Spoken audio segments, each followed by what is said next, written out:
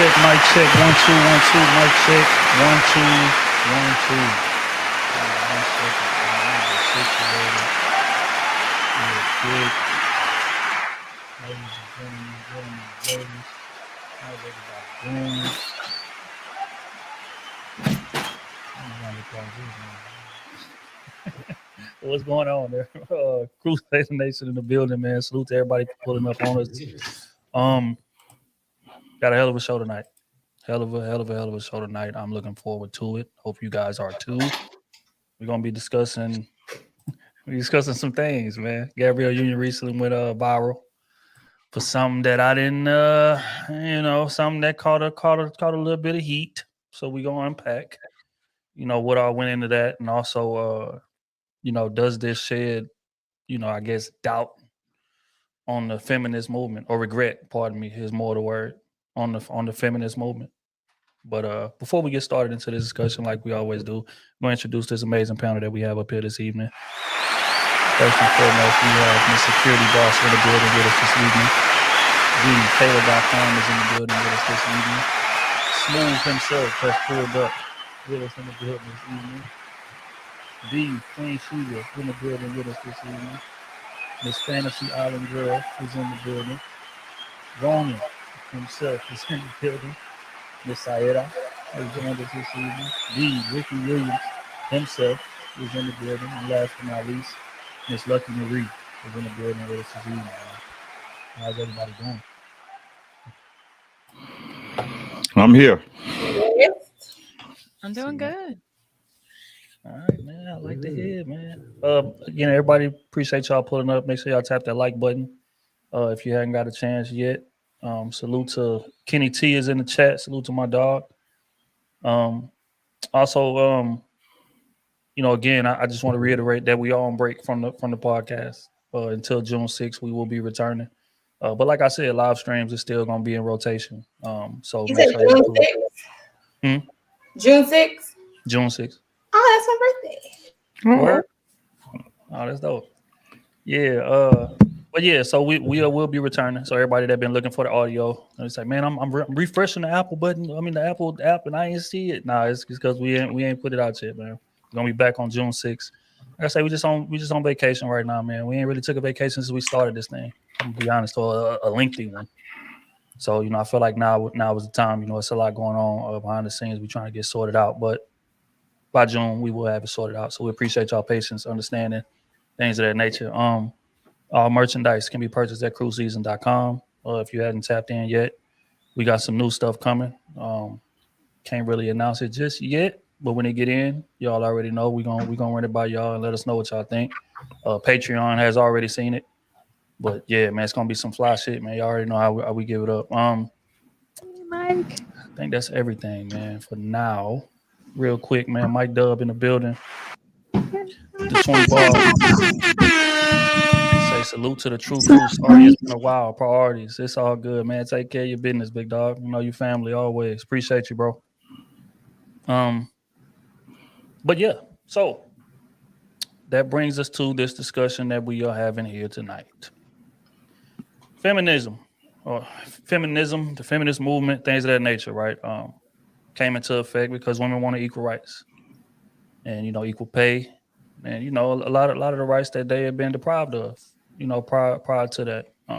But with that, depending on who you ask, it's created a bit of a conundrum in terms of the dynamic between men and women in today's society, right? So recently, Gabrielle Union was doing the interview, and she was speaking on the fact that she goes 50-50 with Dwayne Wade. Now, mind you, Dwayne Wade makes approximately 5 times what she makes in terms of net worth, but she still decides to go 50-50. But in the process of that, she says she's running into some issues, running into some stress, running into some trouble, and not really able to kind of rest in her femininity because she's always on edge, worried about, the obligations that she has to take care of. Some would say that this is an indication that, that there might be some regret in terms of this feminist movement that has been, sparked and kind of laid out. So we're going to get to the bottom of that today. I want to get y'all thoughts on it. But before we do, I know we always lay foundation. So we're going to start with the first question. Okay. Is being a strong, independent woman a personal choice or necessity in today's world? Why not? And since Fantasy Island Girl is new to the panel, she has the liberty of going first. Okay, so for the most part, I think being an independent woman is a personal choice because you could have someone take care of you if you were willing to acquiesce to what they're looking for in a woman. But I don't think many women in the US are willing to do that today. So they are choosing to be independent. All right. So you would, just for clarity, you're saying that it is a personal choice more so than necessity, in your opinion. Yes, I think it's a personal choice. All right. Well said. Ronan, is being a strong, independent woman. Emphasis on strong. Emphasis on strong. I Strong. heard that. Strong with a K. Strong. Strong with a K, not a T. Is it more of a personal choice, or is it a necessity in today's world? Being a strong and independent individual is a choice. Not a wise one, but it's a choice. It's the same as interdependence. Learning how to, like, when you have that relationship, when someone falls short, you sit there and you do your part to sit there and keep the ship going. So unless you're a beautiful bum, still a choice. Beautiful bum. Saira, what are your thoughts on this, man? Is it more of a choice or is it a necessity in today's world that we live in? It's kind of tricky. It's understandable that some women will fall into, I have to do it. You know, I understand that part. I don't agree with, but if they want to have a specific lifestyle, it's not a necessity no more. It's a choice. Because someone that can provide the basic needs is possible. Do they want to deal with that? I don't think so. So that's when it becomes a personal choice. All right, so we have it. Rick, personal choice. Or is it a necessity in today's world? Being a strong, with a K, independent woman.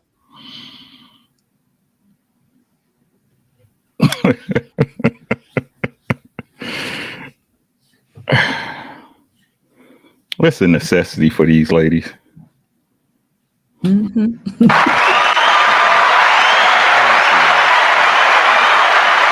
necessary.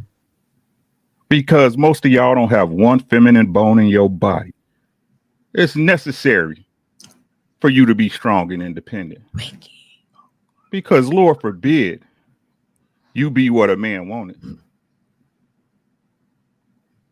Lord forbid, right? You be in an actual place and holdings that the Most High meant for men and women to be in. Hell no, it's a must. Because if not, they'll all be on the street. Don't no man want this. They don't want that. Hard-headed, tight-lipped woman. Who want to do with who want to do with that? So it's a must. They have God gave them everything they need to have a man take care of them. But it's just funny how most of them can't seem to find it. That's all I got. There you have it, man. Look, is it a choice or is it more of a necessity in today's world that we live in? I think it's a necessity, obviously, but I think it's a good thing because why wouldn't a man want a woman who can also be independent? I don't mean independent away from him, but I'm saying she possesses the qualities to be able to take care of things in any event if something happens to him. She can also carry and understand the mindset that goes behind actually trying to push towards something and get shit done. So I think it should be a necessity for most people, but yeah, while we promote laziness, we should want to get to something. SB, personal choice or necessity, being a strong woman, independent woman in today's era. I think it's a personal choice to be the strong one. The strong we don't need. I'm with Lucky on the independence part though, because a man would want a woman that is smart enough or adaptable enough to be able to take care of things when he can't. So that is a plus. But we can just get rid of that strong. We don't need that. Because actually, I don't even know what that actually means. Strong enough to do what? That's kind of a. Isn't it to endure obstacles and challenges that may come without folding? Isn't that strength? That's called being an adult. The ability But to you keep can't be an going. independent woman. Sorry. But see, I link that to independence. But when you say strong, I'm not sure what strong means, because I think people misinterpret that, because that's when it starts getting, the lines get blurred and women begin to think that they become too masculine, because you can definitely be an independent, smart woman, know how to do certain things or contact people to get things done. And your husband is an asset. But when you start getting strong, when you start adding that, it kind of gets kind of clouded to me. So I want to say both. Can I say both? Can I do both? Because it's a choice, but then, your situation may bring you a time when it's necessary. But if we can just leave off the word strong, I'm with it. All right. Well, if you say both, you got to give me a percentage. Okay. Percentage what? How many people think that it's a necessity? Yeah. Which side is the seesaw leaning? If we had to lean it toward one way. Okay. So right now, if I'm just in this space, I would say it's probably about 75% that would think it's a necessity. To be strong. Now I'm adding back the word strong. I'm adding it back. And then the others would say it will be a choice. Okay. And what would you say analyzing the field today? What would I Because say? you'd have to analyze the field, and because the question stems from the state of the man today. Because I think it's a difference between today's man and the men of the past. Right? I think we was talking about that last stream when Rick was saying, the pride that a man is supposed to take in providing for his family and things of that nature. And if y'all remember, I asked him, I was like, well, why do you think that's changed now compared to then? So when I present the question, that's the context that I have in mind in terms of is it more of a choice for me to be strong and independent today based on the new rights that I have from the feminist movement, or is it a necessity because the field kind of forces me to be this way? Well, see, I think it's more just classic conditioning, because since all the innovations that we have and the conveniences that we have, men don't have to do the things that they did 40 and 50 years ago. So for us to want you to build a house or, on your own or whatever those things is that a woman would need to be strong in, I don't think they really exist like they did before. So that would be, for me, that would be them thinking it's a necessity. So I would say that's what I mean. 75% of the women now would say it's a necessity because the men don't stand up. But also, that also would be because we don't value men, or they don't value men for who they are. They just want the money. They look at men as money. So their value is in money. So again, nobody really works really hard anymore. So the strong part still throws me. We now mostly work smart or on the internet or whatever you want to say. So all that is just it's conditioning. If you keep telling somebody they're doing something, then they believe it. So I would still say 75% would say it's a necessity due to what our men today are doing or are not doing. Like some people would say they need to get their ish together. And if they don't have it together, then I have to be a strong, independent woman. Well said. Miss Kayla, your thoughts on this thing. Do you feel like being a strong with a K, an independent woman, is more of a personal choice in this era, or is it a necessity, in your opinion? I think in this era of 2023, it's a necessity. I think before you are in romantic relationship with anyone as an adult, you need to be able to be independent and strong and take care of yourself. I think that strength is not only, I think the only reference anyone's made to strength tonight has been negative attitudes. I think strength is endurance. I think strength is mental for the most part when it comes to being in a relationship with someone. So A strong man, he's a man. My man, he a man. I'm a woman. So my strength ain't his strength. Ain't no comparing this. I can be strong and he can be strong. I'm woman strong and he's man strong. And that's how this works over here. But for a strong partner to want someone who's not strong, I don't see that going good. But yeah, I think a majority of it, keeping the relationship together in the family, I think a lot of that is mental strength. Even to be fit mentally, you need to be disciplined. You need to be strong in a lot of different areas. So I think if we want to put a negative connotation on it, I mean, we can put a negative, we can make anything negative.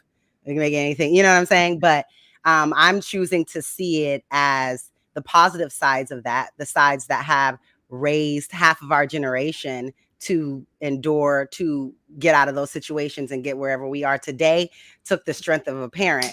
You know what I'm saying? So I think that it's a necessity.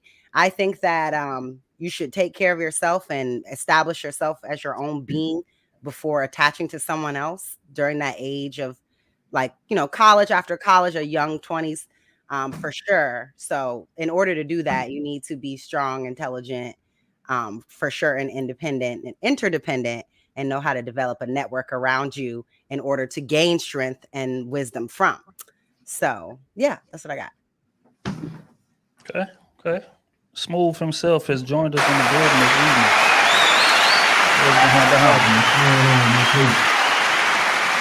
Chilling. So we're gonna present you the same question about, in your opinion, analyzing this game. Is it more of a personal choice for a woman to be strong and independent today, or is it a necessity? In your opinion? I think it's a necessity. You know what I'm saying? I feel like protection is everything for everybody. I feel like you need to protect yourself.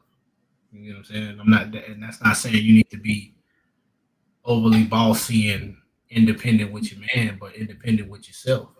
Like, hey, I can take care of myself with or without you. I can take care of this if you go down and the ship rocky for a couple of years. That's what I feel like independence need to be. You know what I'm saying? But in this generation, we know how independence is. Independence is bad bitch culture. That's just how it works. That's what they tied to. So it has a negative connotation on it. But I feel like it's not used in the right way. If it was used in the right way, then it should be used for protection only.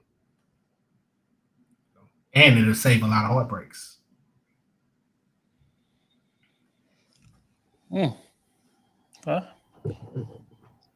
Yeah, you know what? I agree with that. Queen, is it a personal choice or is it a necessity with these men that's out here today? These women got to deal with. These men's is out here. I'm gonna have to ride with Kayla and Smooth. I think it's a necessity, but I think it starts before because women don't just walk out the house and have a man lined up, a suitor lined up at the gate. That's a process, right? To getting a fiance, becoming married. So it's not a cookie cutter, match when we think about matchmaking, compatibility, and all of that. So I think it's a necessity. I also see that we have a misunderstanding of what strong means. That's the ability to withstand pressure. We ask our kids to be strong when they go to school. So the mothers can be strong, the wives can be strong, kids go through things, men go through things. So when we think about strength, it's not a negative connotation unless you make it a negative. Women can come to the table being financially independent because of somebody died in their family and they received an insurance payout. So should she just donate that to charity for the sake of his self-esteem so that he can feel good and not emasculated? There's so many different scenarios. So there's not a one size fit all. And I think I think a lot of times we do that. We try to pigeonhole Black women. If you come with any level of success, right? If you have a decent job, if you've completed college, you're not the right fit, you got an attitude, you this, you that, you don't respect me. It's a story that you've already created. So she already has the odds stacked against her if you encounter a man with that type of thinking. Because are you looking for a wife or are you looking for a servant, right? So when we think about love and marriage, you got to be strong. Marriage takes work. Marriage has conflict. Marriage has ups and downs. You want her to crumble on you? Are you looking for a strong woman that's resilient, that can bounce back and say, let's get over this.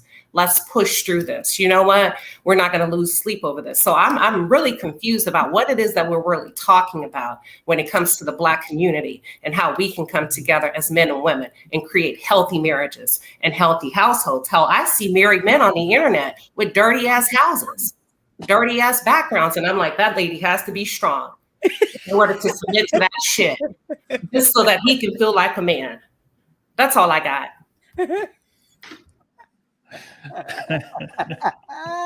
All right, man.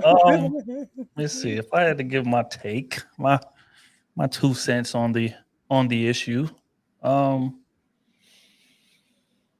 would say that it's more of a necessity than it is a choice. And the reason being is because of the ideology and the mindset of the man today.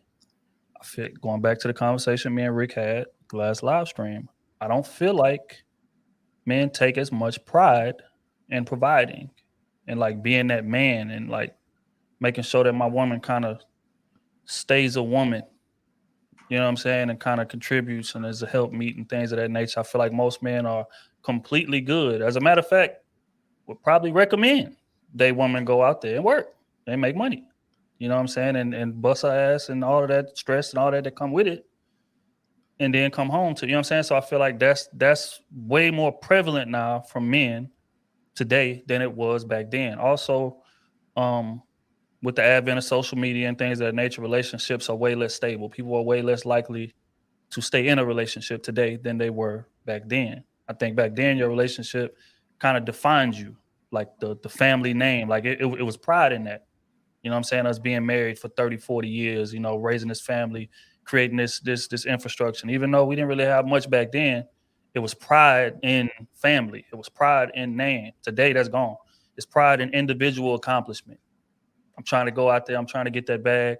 I'm trying to come up. You know what I'm saying? I don't care if I never get married. If as long as I get rich, I'm cool with that. I feel like way more people have that mindset now than they did back then. So what does that equate to? That equates to unstable relationships. So people getting into relationships on a 1 foot in, 1 foot out basis. So when that's the case, you can't, as a woman, you can't kind of rest in your femininity and, you know, the fact that, hey, my man is going to take care of things.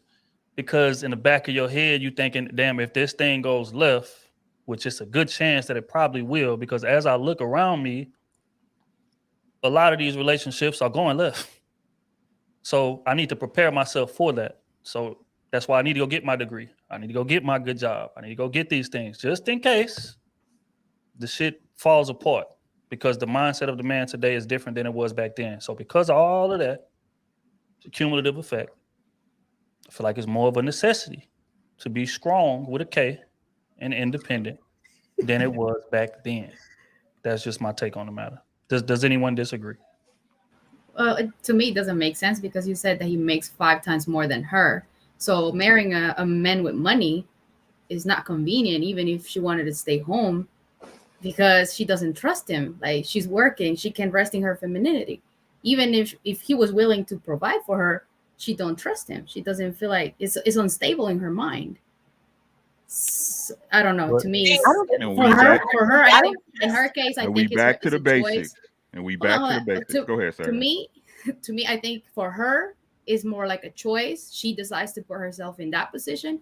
For other women, I respect Kayla. Everybody said good things that I agree with when it comes to people feeling it is a necessity. But I think the type of strength that it requires for a woman that stays home, we are required to be strong. We are strong if you're staying home. It's a different type of strength. It's a different type of independence. What if my kids need to, I don't know, an emergency in the house? I need to make a decision to go to the hospital or something. It's independence right there. So it's a different type of strength.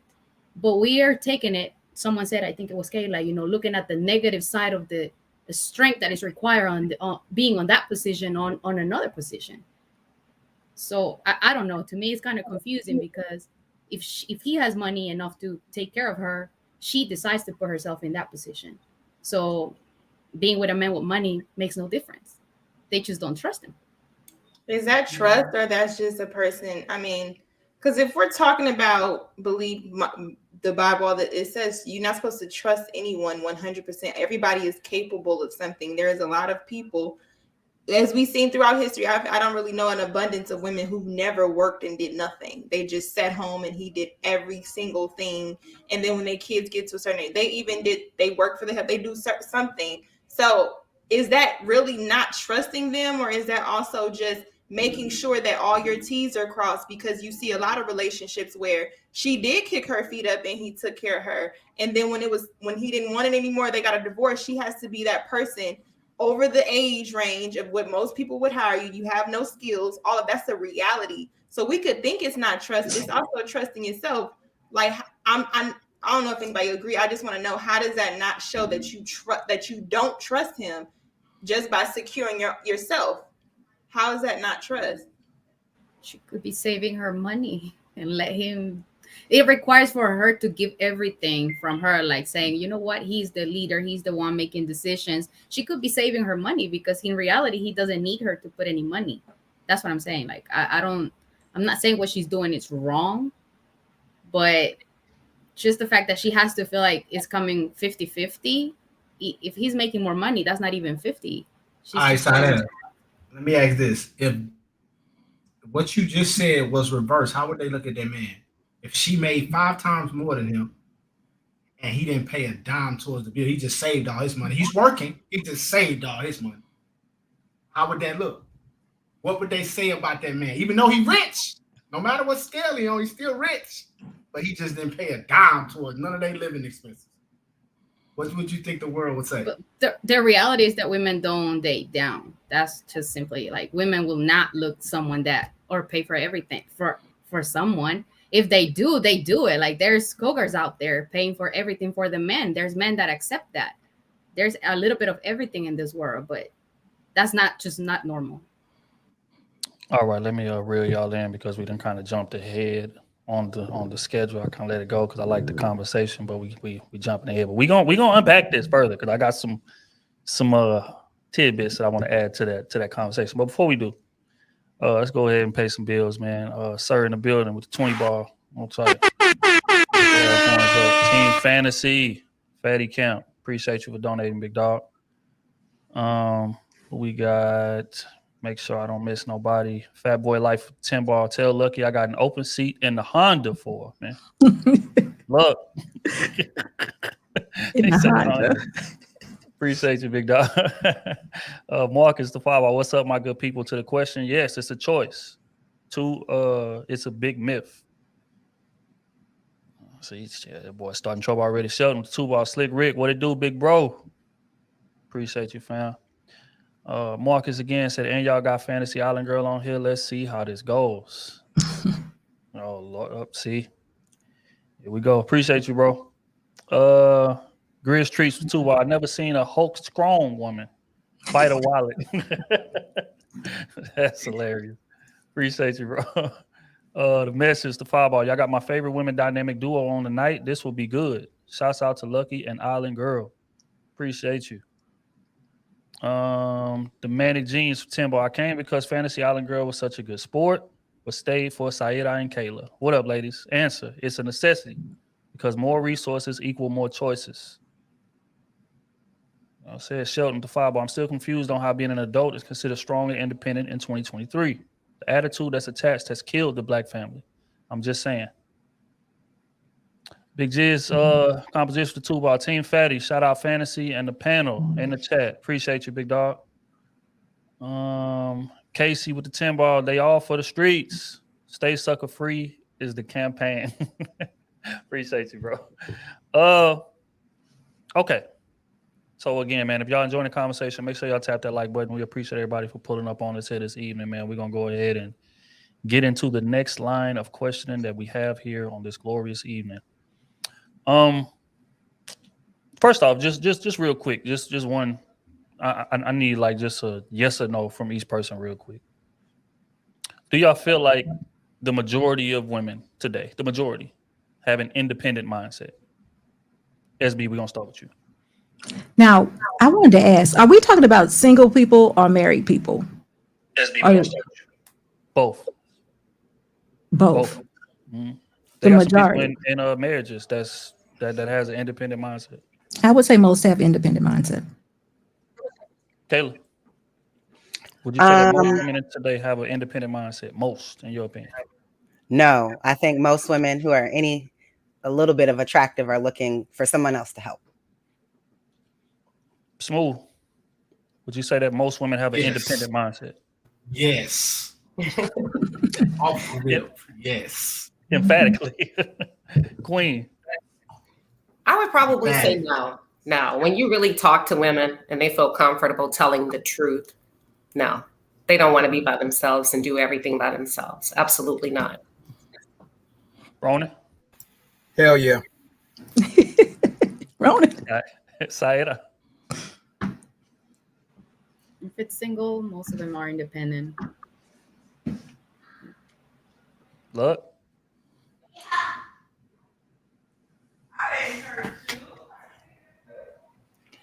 I think you can't fully be independent without being strong. So I don't know what being a strong woman has to do with needing a man, but I think those are, me personally, I think it's separate. So where does the line between being a strong, independent woman and needing a man? I don't think there's a line. I think Wait. Slow down, real quick. I asked a separate question, just because we're gonna get to the one scrolling across the screen, but I want to kind of level set first. In your opinion, would you say that most women today are independent minded? Yes. Rick. No. I think most women have most modern women now have a scammer mindset. What? I thought we were talking about all women though. Like, okay. I mean, married and single. So Fantasy Island girl. Yes, I do believe most women have an independent mindset today. Okay. And All I right. think So it's going to get worse. I think it's just going to grow more and more. damn. So as a man, y'all could kind of see the issues that a lot of men are going to face coming up in this era, kind of finding a place in terms of like when they run into a woman, and if they have this mindset, me personally, I feel like that mindset is detrimental to a relationship. But depends on who you ask. So we can go ahead and get to the question that's scrolling. Where's the line between being a strong, independent woman and needing your man in this era? So basically, I'm asking y'all, like, how does a man, like what is a man to do if this environment is what y'all say it is? We're gonna start with Rona. I say the line is drawn between respect and cooperation. If either one is absent, you're gonna have problems going uphill. You have to be strong when you're bullheaded. You have to be strong when you don't like that person or the situation you've been put in. So that's where the line comes in. Okay. Fantasy Island girl, where's the line between being a strong, independent woman and needing your man? So I think you're always going to need your man. The independent woman part comes in, I guess, if your man is gone and he can't be there for you and you have to take care of the things yourself, then that's another thing. But if he's there, I need him. I need him to do everything. Everything that he's been doing, I need him to keep that up. I don't know. I don't feel like there's a time where I'm like, oh, I don't need you today. I need him every day. I don't see the line. I just don't get it. I think the independent woman thing is for when you're single or when your man is deployed or he can't be there. But I don't need to be independent. I haven't been independent since I've been with him. I'll say that. All right, man, taking care of his business. Rick, where's the line between being a strong, independent woman and needing your man? It's the Creating that line. space for your man. It's the line between smart and stupid. Ricky. It's the line between smart and stupid. Which one are you? Look, contrary to popular belief, I keep trying to tell y'all, you can't have it all. You can't be independent and then want your man to pay everything. Oh, hold on. I got you. Hold on. Y'all give me a second. This won't take long. Right? This what they do. Yeah, I work. I make my own money, right? I'm strong and I'm independent out here, but he should pay all the bills. He should get my nails done and pay for my yucky weave and these eyelashes. You can't be, no. It's the line between smart and stupid. Y'all figure it out. So I say they should have never gave y'all rollcasts. They should have never gave. All right. Let me see. Hold on. Look, the line. Now you can answer the question. I kind of already answered it, but I don't know. I don't feel like it's the same. I think there are certain things in your life you're going to be independent with. We always think it's just financial. There are some people who don't even pick up behind themselves, do things around the house that show them day to day their behavior and their mindset to not be considered independent. So I think there's two different things. I don't know why. Can you explain to me, as part of the question, why is there a line between independent and needing a man? Because here's the thing, like, which is why I kind of level set at first. I think like a lot of women, most women, in my opinion, go into a relationship with an independent mindset. And it's not necessarily blatant, like I don't need him. But it's like, I'm going in with my own everything. I'm not quitting my job. I'm working. I'm doing this. I'm doing that. I'm not depending on you to take care of me. None of that, because I don't trust you, per se. You know what I'm saying? So I guess the question is, like, how does one go into a relationship with that mindset and kind of make room for that man to be a man? Like, being self-aware and knowing where to be independent and where to be dependent. Or codependent. So I think it's a mindset of going into where to dress. So some people have certain professions where they develop certain characteristics and personalities that they don't know when to turn off when they get home. So I think that when you're at home, you should carry a total different mindset and the behavior versus when you go outside. So I think there's not really a line. I think the line is just self. How self-aware are you to be able to assess, like, okay, now I'm dealing with my husband. Now I need to take off this mindset. Now I need to take off this guard and give him what he needs, make him feel comfortable, make him feel strong, make him feel encouraged, not be so hard with him. Maybe you need to do it with your kids. Sometimes when people have multiple kids, I hear that they have to train or raise the kids differently based on their personalities. So I think it's the same. As far as the line, I think it's with you. I get what Ricky is saying, but I don't think that, well, I don't know. I know more about your wife, Trill, that you share. She seems like she's independent. She seems like she can handle herself and take care of herself, but I wouldn't say that means that she's not depending upon you. I think that you're independent. That doesn't mean that you're not depending upon her as far as the relationship. I think they're two different things. So the line to me would be yourself. Can you balance it? Well said. I like that. SB, where's that line at? Let me say this too, because I initially, with the first question, I agree with Lucky, but I think, and look, I'm not trying to change what you said at all, because I still agree with that, but I think we're using the wrong word. I think self-efficient is what better fits than independence. So I think that I know that better fits what I was trying to say. You're more self-efficient because that's what I was thinking of. Self-sufficient. That's what I was thinking of. Mm-hmm. Yeah, we were saying we're calling it independence, but it's more self-sufficient. But the line is, you have to, if you meet a man, you have to want to be in the role of a wife. And if we have to go back and read and see what that is, then that's what we have to do. We can't challenge his role as a man. So we have to just fall back. There's no independence there. We rely on him to do his part as a man. And if he's not doing that part, or you don't feel like he's able to do that, then that wouldn't be the man that you marry. You would say, okay, this is not the man for me. But that still we're not to get out of our role as women or as wives. We have to remain, and it can't be because of you, I did this. It has to be, I have to be this woman, this wife, this lady, no matter what. So if I'm meeting a man and we're dating and the things he don't do or things he do are not enough to keep me in my feminine, I shouldn't be with that man.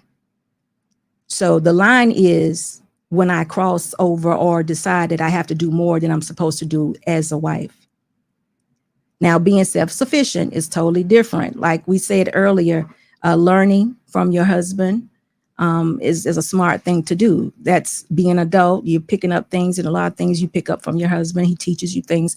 That's what women should do. So we can take care of the household and the kids in his absence or what have you, no matter if something happens.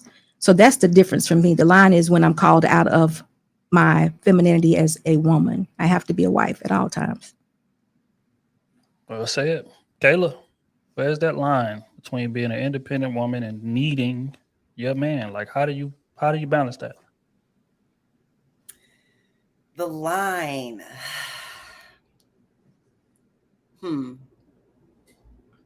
That's an interesting question. I think it's really based on what's required of you with your man. Like different men have different requirements of their women, of their wives. And so I think it's based on, how independent he needs you to be in terms of how much expectation he has of you, independent of him when he is absent. Some men require their wives to do a lot. Some men don't require their wives to do much. They have other people for that. So I think it just depends on what he's looking for and what he is willing to provide. Okay, just a quick follow-up question. Like, how does one, I guess, drop that barbed wire fence for that new man? Because I think like women who have an independent mindset, right? When they go into a relationship, I think they have a barbed wire fence that's up. Okay. In terms of, okay, I don't necessarily trust you all the way. Mm-hmm. I need to see a lot before I can come down, bring this fence down, and say, hey, again, like I said earlier, kick back and say, my man got it, and I got the rest of my femininity. How does one make that transition from as far as a woman with that mindset? I think that transition comes by as he proves through his words, like as his words prove through his actions. So I believe in letting things naturally happen. Like situations will come up, and how he acts in certain situations, that's who he is. Like it shouldn't take a whole lot of like tests and all these, like once you reach this number of times, like I think just different situations will come up and he's going to show up and show you the kind of man he is. And I think a lot of times at that moment, a lot of women would save themselves so much time, heartache, all these different things. If you just seen it for what it was when the situation happened, instead of making excuses. Well, his mama was in town and that's the reason why, he said he was coming, but then he didn't come, or he said he was going to do it. No, no. The situation came up. He showed you the type of man he is. And that's going to tell you if you can trust, how you can, how you can deal with him from real life, real scenarios. And that's what I think. I hate like fabricated tests of such. It's very childish to me, but because life be happening every day. It's enough shit happening. So just open your eyes, open your ears, pay attention. I agree with that. Smooth. Where's the line, man? Between being that independent woman, needing your man. How do you balance that? How should a woman balance that? And I think it's just trusting your man to know what he's gonna do, know what it's gonna take to guide the ship through everything, through the rough times, through the good times, all that.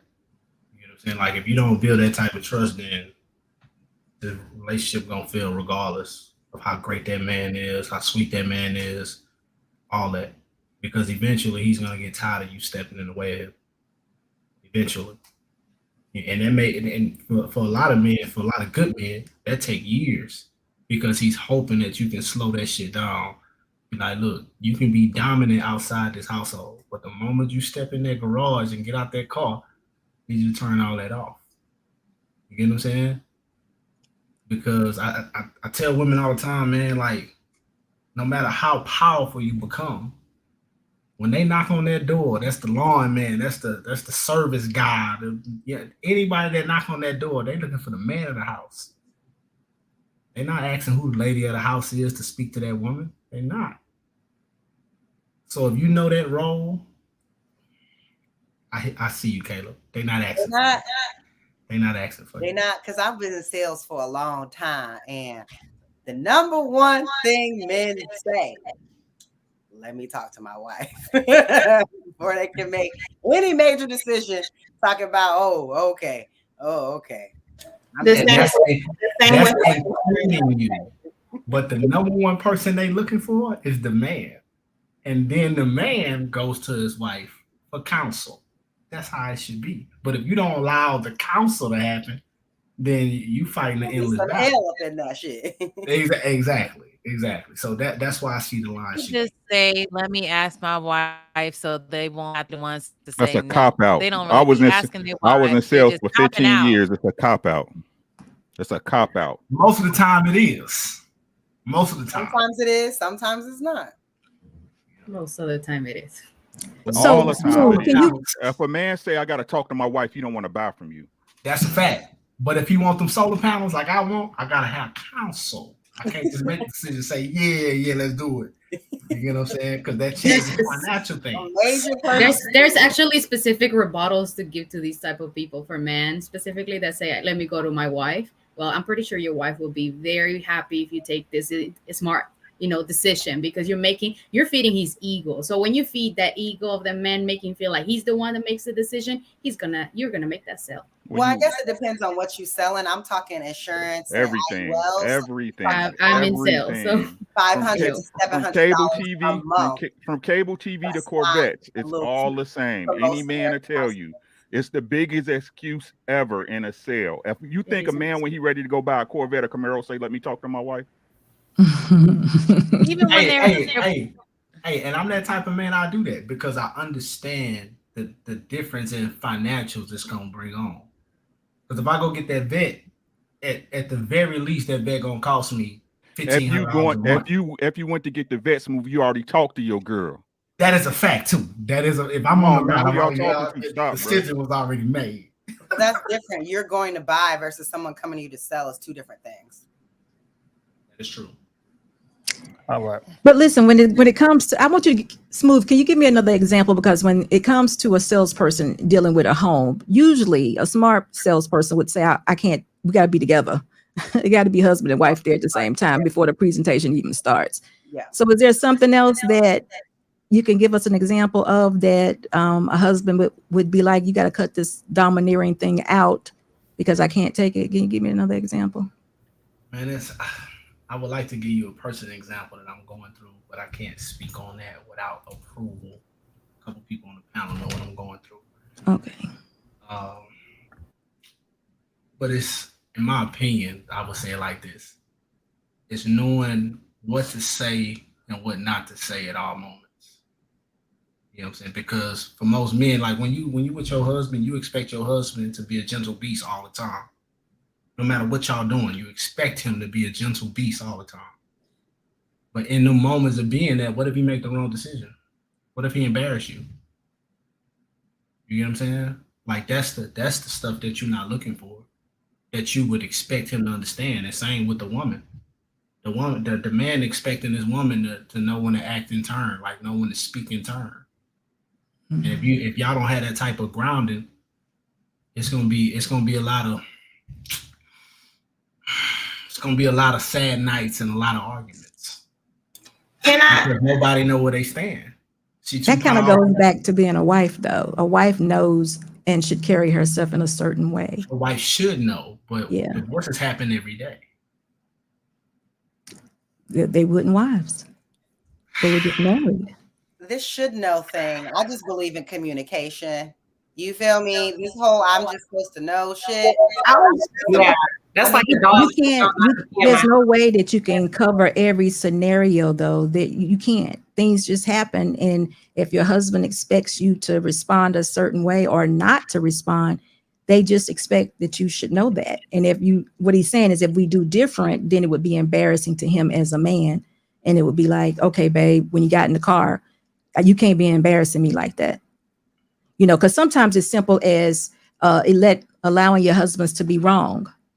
If if for a fact it was $100, but he said $300, instead of just sticking with his $300, you say, no, baby, it was $100.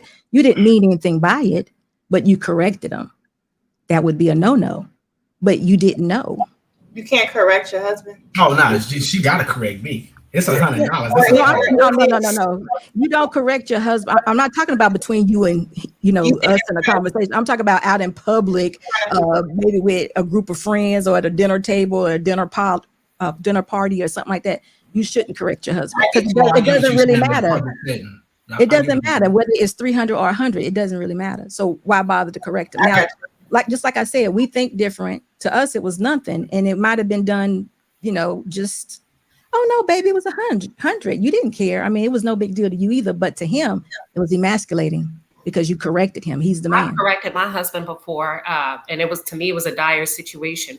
We had guests over. The man was very afraid of dogs. We got a big ass dog, right? And he kept saying, "No, I don't want to meet your dog." My husband's like, "He's friendly. He's friendly." I can see dude freezing up, right? And I'm like, if he lets this dog out, this is going to be really bad. And in that moment, I was like, "Hey, listen. He's pretty serious. He don't want to meet the dog." So in that moment, I'm going to make my guests feel comfortable. My husband thinks the world of that dog. But if this person, and this is a real example. So yeah, I corrected him because I didn't want anything to happen to my guests. I didn't want him to freak out. Didn't want the dog to bite him. So in that situation, do you just sit back and let your man make a big decision? And then your guests get bid, things go bad. The woman just supposed to say nothing? That could have been something that your husband needed to walk through. He maybe if it was a lesson to somebody else. If it was a lesson to be learned, I mean, because we really don't know what would have happened. No, my dog bites. Again, your husband probably knows that though. Your husband probably knows that. And if another guest, not with me when I come, make sure I'm straight. Okay. Your husband probably knows that the dog bites or what have you, but sometimes men are growing too. They're not just robotic. They have feelings, they have to grow, they don't know everything. And if there was something that he had to experience, I think we should, if he didn't mind, I guess. But that's me. I will tell you this though. First of all, a lot of men are not to be husbands for real. So I don't know. I'm sorry. Say that again, Smooth. I'm sorry. And Kayla, say what you said again. To be honest, a lot of men, they don't know how to be husbands for real in this generation. I mean, I don't know what that actually means. I mean, not all of them have it together, and nobody does. But if they want to have it together, because I don't think, in my opinion, I don't expect y'all to have it together. Even if both of y'all are successful, y'all successful independent. Y'all not successful together yet. That's a different game. Yeah. By the time you get married, the man that you marry, as me marrying a man, he should definitely be able to have provision and to protect me. And for me, be a God-fearing man. There's certain standards that I have that he would have to have in place. Now, if he's perfected all those other things, like making absolute money decisions and being, clicking all the time, no, because he's still a person and he's growing and, he's coming from being a single person to a married person. That's different. But when you say not all men are husbands, I'm assuming that's what you're saying, right? No, Yeah. They're not husband material. Anybody can be married. Any man can marry. I'm agreeing with you, but that's for a woman to figure out. If the man doesn't come with a certain amount of things, then we shouldn't be marrying him. No, he can be successful. He can be a dominant man in his field. But as far as like relationship leadership, that's something he would never have. But I don't find value. I mean, I'm not sure what you mean by in his field. I'm dealing with purpose, God-fearing, provision, protection. I'm dealing with the blueprint. So if he's not coming that way, then he shouldn't be married. All that other stuff can come later. He can get a job anywhere. He could be an entrepreneur. He can do whatever he got to do to provide money. But see, I don't put my value in money because I happen to know money comes and goes. So I'm a little bit different. Now, other people might, value money, but I've had some, lost some, all through all these years that I've been here. So I'm not money is good, but I know a dude that's when he was by himself, great leader, everything a woman would want, he was that. The moment he got married, the pressure, and only men know this, the pressure of being the husband and final decision and guiding it all, and the pressure of that, a lot of men fold under that, no matter how great he was as a boyfriend, as a fiance. So they can have all of the provisions that you see in them up until y'all get into them stretches of being married.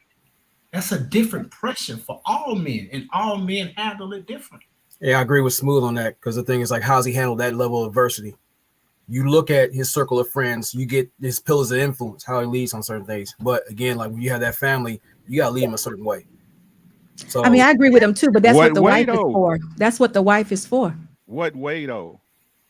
Right? See, this is what people don't understand, right? And I think this is where a lot of people miss the point. At the end of the day, now listen, it doesn't matter if that man leads the way you want him. If you married him, he's still your leader. If you don't like the way he lead, get out. Run for the hills. This is what I keep telling. Like, it's weird to me how we have all these women, and I'm pointing out our black women who say they want a God-fearing man. They want a man that loves Jesus, but don't none of y'all follow the rules of God when it comes to y'all marriage. Not nail one of y'all. It doesn't matter if you don't like his leadership. He's still the lead. If you don't like the lead, divorce him. Yeah. Or how about you saw it before you actually jumped the broom? And that too. That too. But the thing is, like, can you trust that man to tell you the truth in spite of your feelings at the time? Because some people, they'll go along and fail just to make that person feel good. Well, don't tell me nothing. Just act it out. I think we've already said that. Don't say nothing. Just do what you're supposed to do. Ronan. Yes, sir. Sometimes the truth in that moment isn't the right thing to say. Yeah, and that's what a man knows. And I get what your point is, like that level of discernment of how to disseminate leadership. Everything doesn't have to be blunt force honesty or something like that. You have to understand, like, that's the whole thing about understanding who you're dealing with, how to communicate with that person, how to get the best out of that person, how to really get that person, or actually learn how to read the room and not embarrass that person yourself as best you can. But it's really, emotional security. And that's the thing about most of security and intelligence, but most people tend to lack that. So you saying lying to yourself, you win? No, it's not even lying to yourself. It's like, look, you don't have to sit there and go full body on that person like that. Say, look, I'm gonna break it down like this, not as a child, but out of respect. And not have to sugarcoat it either. Like you said, you gotta learn how to fucking like delegate that information to that person. That way they can receive. They can feel some kind of way, but they trust you enough to, like, okay, I know where this is coming from. This person means my being, and then you're like, I may feel some kind of way with it, but I'm gonna roll with this and see it through. Even if he fails, see how he recovers from that. Yeah, just real quick, man. I think it's, at the end of the day, what they're saying is that certain nuances that you can only get from on-the-job training in terms of marriage, and that's why I can't really agree when people say, "Nah, man should come to the marriage of husband, or the wife comes to the marriage of wife." No, you don't. You don't. There are nuances that when you get there are gonna be different than the training tape. I don't know if any of y'all play sports, right? But they got some dudes that's just incredible in practice in terms of, let's say, basketball offenses. They get incredible. He hitting every shot, making all his free throws, all his lays, all that. Nice handle, all that. Put him in the game, championship with it on the line. Joke. He'll fold like a damn lawn chair. So again, it's certain things to where you got to be a part of it. You got to be in it to really master it, and especially when it comes to people, because everybody's unique. You got somebody who done been married before, but that was a totally different woman than the woman he with now. Now I got to learn the nuances of this woman in the midst of a marriage. And again, that pressure that Smooth talking about, meaning if this shit fall, it's on me. Yeah. So I gotta have eyes everywhere. I can't make emotional decisions. I gotta see shit 3 steps down the line. Even when you losing your shit and the kids going crazy and all that, I gotta be level-headed and I gotta figure out how to navigate this specific shit. And fact is that you could train, you could read as many books, you can get as much advice as you want, but you'll never be a husband or never be a wife. Let me rephrase. A good wife, good husband in that relationship until you in it and you learn the nuances of it. That's what they're saying. But real quick, we ain't gonna spend too much time on that. We still got Queen and we still got Sayeda to answer this question. and then we're gonna pay some bills real quick. Go ahead, Queen. Where's the line between being a strong woman and needing your man? How do you balance that? I think it's two separate things, right? I think it's two separate things. Needing and wanting someone is completely different than personal character traits or personal characteristics that you have of being strong, right? Because you can turn that up and down. That's like a burner. You know, you can adjust the temperature. You know, being independent, you can adjust that. But needing someone is making a decision that I am going to be with you through and through. And then when we say man, are we talking about a man or a husband? Because that would completely change my response. I need my husband. But if we're talking about single women that are dating, you're not supposed to need every man and treat every man the same that you encounter. What are you doing? What are we doing? What are we saying? So that's a completely different conversation. So should a woman need her husband? Absolutely. Should she need her man? That just depends. Now we're talking about compatibility, the ability to read the room, to assess him, to assess, are we a good fit? And I think that's what Smooth was saying. He could be great at work and horrible in a relationship. There's so many different dynamics. That's my response. I agree. Real quick, if you had to get some advice on a woman who has a strong, independent mindset coming into a marriage, how do you temper that in order to be the woman that you need to be for that marriage? Because there's a transition that has to take place. What advice would you give her as far as making that transition? Me, Trill? Mm-hmm. So there's conversations that you probably would have had leading up to marriage. There should be conversations about when you envision your life. You're talking about what that looks like between the two of you. Somebody said that, I can't remember. You should be having those conversations somewhere. 90 days, 60 days, 6 months, either you decide I can go with that or I can't. You know, by that time, you know what his finances look like. You know what his temperament is. You know what his family values are. You know how he wants to raise his children. You know if he has a good relationship with his mother, how that's going to impact you or not. And then you gather all of that data, and he gathers all of the data on you. And then like two healthy adults, you either go for it, go for the gusto, which is marriage, or you walk away. Did I answer your question? Definitely. Basically, do due diligence and gather as much intel as you can, and then look in that mirror and make an honest decision in terms of whether or not you can adapt to what's necessary for this thing to work. So yeah, no, I agree with that 100%. Saida, where's the line between being a strong, independent woman and needing your man? How do you balance that as a woman? Well, to be honest, all my life I've been around men. There's always been a man in my house, my grandpa, my father, my brothers, so I'm used to that energy, and I feel like I want it and I need it. And I am strong. I am independent. I've been a single mother. I had to do many things on my own. I was vulnerable, but I knew that I needed my father to protect me, to take care of me and my child. I needed my brother, 2 siblings in the house.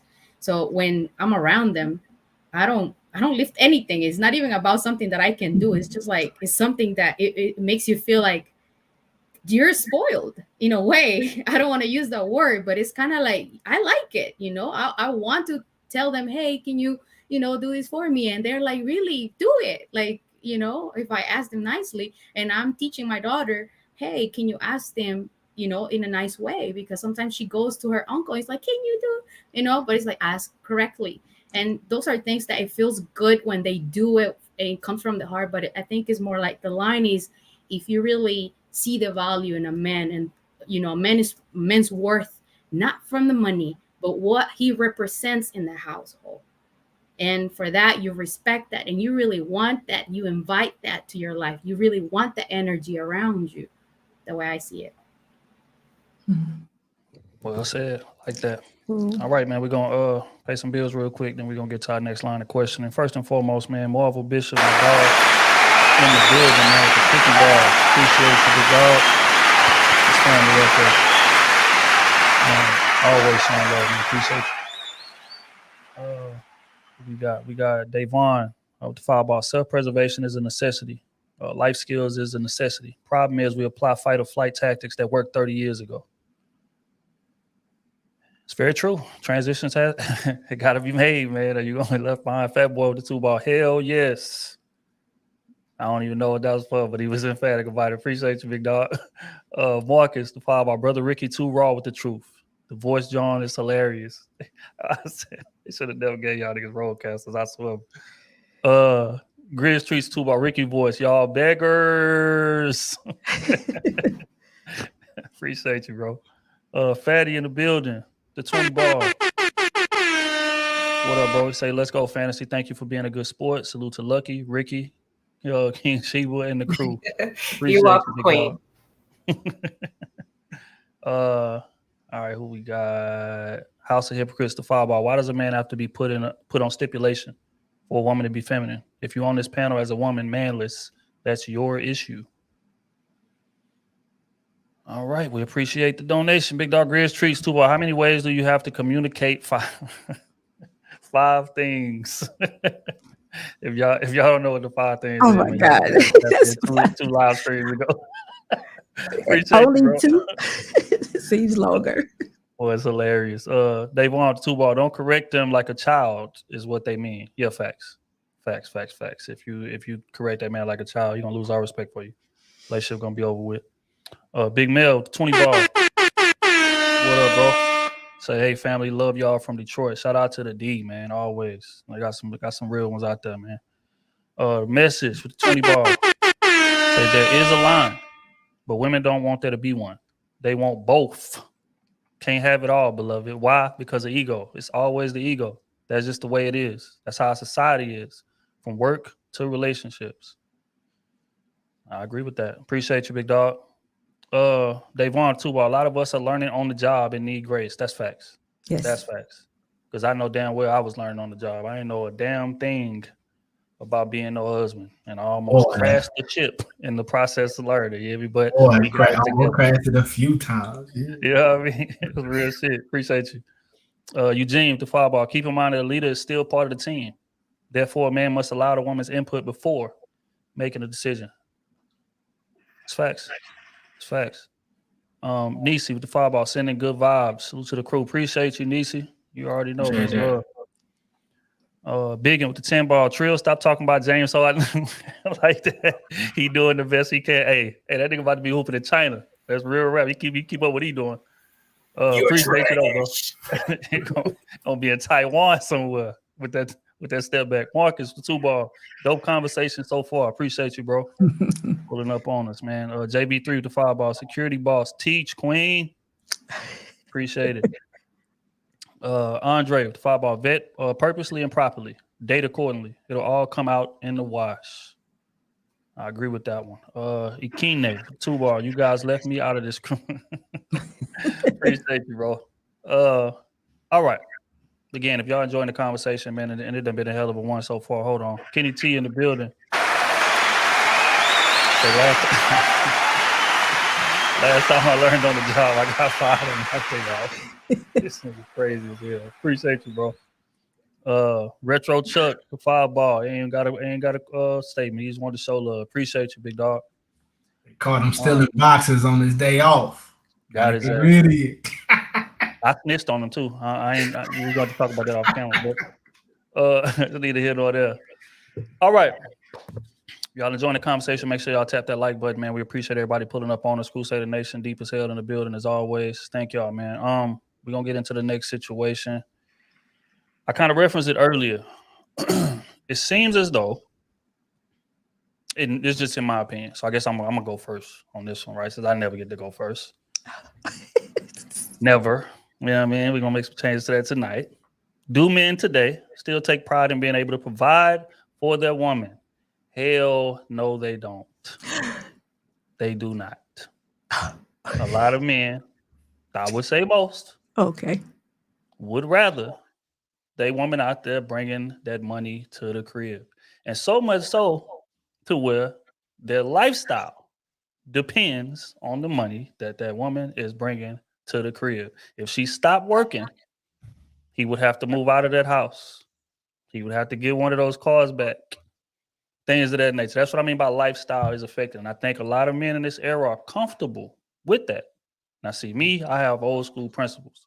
I can't be comfortable with that. If my wife leave me tomorrow, I'm gonna still be in the same big ass house I'm in. I'm gonna still be driving the same cars I'm driving. I'm gonna still have the same lifestyle, right? Because as a man, you need to always be able to hold shit down all the way around, because you never know. Your woman may have kids and she may not want to work no more. That's your wife. So if she ain't in the mood, she want to stay home and raise the kids, a man need to be able to step up and take care of business while she stays home and raises them kids. I feel like that's the duty of a man. We say protect, provide. That's part of it, right? But a lot of men don't take enough pride in that. Like, it's pride as a man. Like, when I can pay for this trip, you know what I'm saying? And she don't put no money in, and we go just have a blast to where money ain't an issue. I can swipe, I can do whatever. Like, I take pride in taking my kids, you know what I'm saying? Salute to my baby, to the toy store, man, and just letting her do her shit. I'm not getting to the counter and be like, hey, baby, you mind going half on this with me? Like, it's none of that. Like, as a man, you take pride in providing for your family. Like, it's a pride thing. Like, it makes me smile inside. I don't have to buy me nothing. But if I can buy them whatever they want, I'm great with that. And that's the pride that I'm talking about. I feel like a lot of men in this era, unfortunately, don't take that kind of pride. They kind of depend on their woman to help them financially. And I feel like that's the issue. But we're going to go to Fantasy Island Girl. She's been kind of quiet. We're going to go to you next. Do men today still take pride, with a capital P, in being able to provide for their woman, in your opinion? No, I think most people are looking for partnerships now and not so much looking to be sole providers like they were back in the day. So it's not that. I think they take pride in the part that they play, in the part that they do provide. So as long as they're providing something, they don't feel like they're failing at their mission of being a provider and protector. Even if you were in a situation where your girl was being attacked, you're probably going to defend her, but she's also going to be fighting them off too. So it's like they don't feel like it has to be 100% them for the finance or the protection anymore. It's like, we're going to do this together, and they both are agreeing on that. So I think they still have that pride in being able to provide. It's just not 100% for their woman. Just real quick, is it really providing if it's not 100%? Just a quick question. Yes, providing. So when somebody sends me some help, like my mom, I don't have to ask her for anything, but she'll be like, hey, baby girl, check your account. And she did provide something for me. It wasn't like she provided everything. She's not paying my rent, but she did provide something for me. I'm very appreciative of that. It's just not going to cover everything. Okay. All right. Appreciate it. Rona, do you feel like men in this era take enough pride in being able to provide for their woman? Why Hell or why no. not? Hell no. There's a lot of handsome holocausts, a lot of couch surfing bums, a lot of tender dicks out here who are looking for another mother to sleep with. And I have guys who are relatives. I've seen guys basically have their chick pumping gas and he's in the front seat chilling. I've seen guys hugging their girl from behind while she either makes a big purchase. I've seen a lot of guys go out there while she's basically doing his job. He's just got his crunchy feet kicked up like it's cool. I take personal pride in being able to be that protector, provider, problem solving, procreator. Like I set the tone there. Like I tell people, if it's not from the heart, don't start. But in the meantime, I consider what this person needs. Either I have it on my phone or it's a part of the agenda. But I say, for the most part, there's a lot of crunchy foot bastards who do not stand and deliver. Their leadership skills are lacking. As Smooth said, that PlayStation is smoking, but them bills keep climbing. And some even think that she's supposed to really chip in 75% while he takes his money and buys games. I've seen that. So you got to take pride in being the head and not the ankle. Appreciate you. Saida, do you feel like men in this era take enough pride? Maybe they provide for their wife, they woman. No, I don't think they are. But I have to say, I think they want to do it. They want to do it, but you know, the economy, everything is so effed up that it's not allowing them to do, and then they don't put the effort that is necessary for them to actually do it, and then they settle, or they get stuck with this mentality, or this is what I can provide, so they see that as a provision and they don't want to do more. So the willingness is there, I think, but they see it, whatever I can give right now, that's what I can give, and you should settle, you should get stuck with me with this. That's their mentality right now. That's the way I see it. But no, not too many men are doing it, unfortunately. Damn. I'm making man look bad. I feel bad. I didn't contributed to the tirade against Queen. Do you feel like men in this era still take pride being able to provide with a capital P for their woman? Why not? Okay, say the pride. What did you say? Take pride in Kim? Say that last part. Yeah, do men today take enough pride with a capital P in being able to provide for their woman, man? Some of them. I'm not going to say no. Some of them do. The question is, okay, some of them do. I'm going to be honest. There's some really good guys out there. He may not be stunting or flossing on the internet. He may be sitting quietly back in the bushes, working hard, getting up every day at 4 or 5 a.m., great work ethic, working hard to progress at his job, to get a promotion. Most women don't want to start with his baseline, so he gets overlooked. But there are some men that will work 2 jobs to take care of you.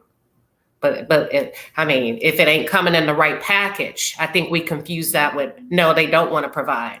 They don't take pride. There's a lot of them that do, but they quietly sit back because they know they get overlooked. Because the playing field is not equal anymore. We want the biggest, shiniest thing that's out there, whether it's a fake chain, a fake deal that they just signed, with a record label. We want a scammer that's swiping somebody else's credit cards. We whatever we can see, right, with the eyes, as opposed to just great basic values. So there are some really good men that are willing to take care of you, that do have pride about taking care of you. The baseline may not be the same as what you see on the internet. All right, now you know I gotta hold you to the fire because you said something. No. You had to give a percentage on men who you feel like take pride in being able to provide for their woman. What percentage of these men would you say that is? That would take pride. A percentage of men, probably, I would give men credit this one. I'm gonna say about 60%. Okay. 60. Okay. I'm talking everyday men. Everyday men. He may not make 6 figures. Okay. Why are you looking like that, Smooth? Because, man, I don't. His wherewithal. I'm talking about his wherewithal, right? Yeah. Go ahead, Smooth. I want to hear this. So look, I haven't met a man in life, I care less how sorry he was, that didn't want to provide for his woman. I haven't met a man in life, whether he want to do it the lazy way or if he want to be a straight hustling go get it. I haven't met a man in life that just say, you know what? Man, when I get this woman, man, look, I'm paying my half, she paying her half, and hey, if she ain't got hers, we dead. I don't want no man doing it. With all due respect, Man, Smooth, he gonna pay. With all due respect, Smooth, they out here. There are guys out here. There are guys out here with 3.5 pair of draws. And they ain't even coming what they have. They falling short. I'm not saying all of them. I'm just saying there are definitely some out there that are not. Hey, I don't speak for the bums. No, it's not even bums. It's not even bums. I think men to men, they say one thing, but then when they're with women, there's another story. Behind closed doors, it's something different. But Smooth, it's not even bums. And I think, Trill, I told you about this before. There was someone that I was seeing that's a successful reporter. He's a successful reporter. And he literally was like, he want to go 50-50. at most 60-40. He feel like it's too much burden, too much pressure. And what do he need you here for if you don't contribute? He literally felt like we never dated. It never even got to a date. Hey, he was lying. You know what the truth was? He literally was like, but LA is expensive. And like, if you work, we could have $1 million house. But if you don't work, then we will have to live like, and I was like, what? I'm like, you can just wait till you get the promotion to the main segment and then we can move into $1 million house. And he's like, no, but we can move in there now if you, and I'm just like, okay. I'm glad you said that. He was lying to you. Why? What is the benefit of him lying right there? Look, He was not going to do it for her. She's an attorney. Men in my generation, you know what I'm saying, has woke up to know when we get divorces, like when we be in long-term marriages and we get divorces from women, odds is the man loses. Yes. That's overwhelming odds. That's nothing to discuss. So if you never work, let's say you worked, but you didn't provide nothing towards the household. Nothing. He bought the crib, he bought your cars, all that. When y'all get a divorce, you gonna want half of what he produced. Because that's a fact. He produced that. No matter what you was doing, you didn't put a dime towards it. Or even if you did, let's say you paid, let's say y'all was together 10 years, right? And 2 of them years, you provided some help because he was in between. He was trying to get it together. He got it together. Okay. Right? Do you feel like you are entitled just because you provided for a 2-year span the lifestyle he afforded you for them 8 years? Do I think I'm entitled to what? To the crib, to half the bank account, to half his pension, to half his 401k. Because that's what being on the table. I think I'm entitled to whatever was earned during the marriage. That's why men want you to go 50-50 right there. Look, let me reverse it. Let's say you was the one that said, I don't really I believe that I'm entitled to because when we look at the average man, okay, and the average male income, not talking about that person because that person makes above average. We look at the average male income. A very attractive woman can actually make more being single than being with you. If we look at the money, just the money. Okay. So I believe that whatever we both made during the marriage, not prior, whatever we made during the marriage, it was our, and I believe we should split. But now, that's not. You may have accumulated prior or any type of inheritance or whatever. I get that. I'm not even trying for that. But whatever. But you know what's crazy? When we were together. But what's crazy about that situation? But look, what's crazy about that situation? It never works like that. Never. Say he get a big inheritance from his family, his mom's. That never happens too. He get land, he get houses, all that type of stuff. What is this, fairy tale land? No. Why won't that happen? What is wrong? That rarely. Are you serious, SBU? You know that rarely happens. Well, no, I don't know. It rarely happens that this man comes into some random money. It may not be inheritance. Okay. People die and they have insurance policies. It happens real quick. I just have a quick question about what Smooth is asking. So Smooth, are you factoring in children if she has children for you? So are factoring in all of that. Okay. All of that, right? Okay. Let's just face it, dog. Like, no matter what this man do for you, right? If you sat there and didn't provide anything, and he like, look, I'm 15 years down the line, he say, look, man, hey, I'm done with this, man. Let me get up out of here. You get what I'm saying? You gonna feel like you are entitled to the house that he built. You entitled to the cars that he bought, the bank account he accumulated, and you will feel attacked if you was working and he was like, well, look, if we're gonna break down everything, look, we're gonna break down your bank account too. You gonna feel like, hell nah, that was your job. And that's what men has been facing for hundreds of years. So my generation don't say, I think we should split everything, both my generation, we and that's for you, and for you, like that's out the norm. most highs gonna mostly go for most men. They're gonna come off a half of what they put on that table. Right, but we looking at the average median. There really isn't a whole lot to get at when you make it 50K. I mean, it's really not that much to get. I mean, how many? I mean, I think less than 30% of Black people are even homeowners. I mean, what are women getting? We always have this conversation about getting 50. What are women getting? What are they getting? If we're gonna put it together right? If we're gonna put the numbers together, if you're gonna play it like that, houses. Caleb, if we're gonna put it like that, we all know this as a fact. When a man gets married, if his wife wants a crib, he will go through tooth and nail. He will sever an arm to go get that. If she wants her, man, right? And you're right. For her, right? Yeah. You got the car for her also, right? Look. The majority of married people are still renting. So he wants that. I know he wanted. I want it for him too. But majority of married people are still renting. He doesn't like. Okay. But even if he and does, I hear you.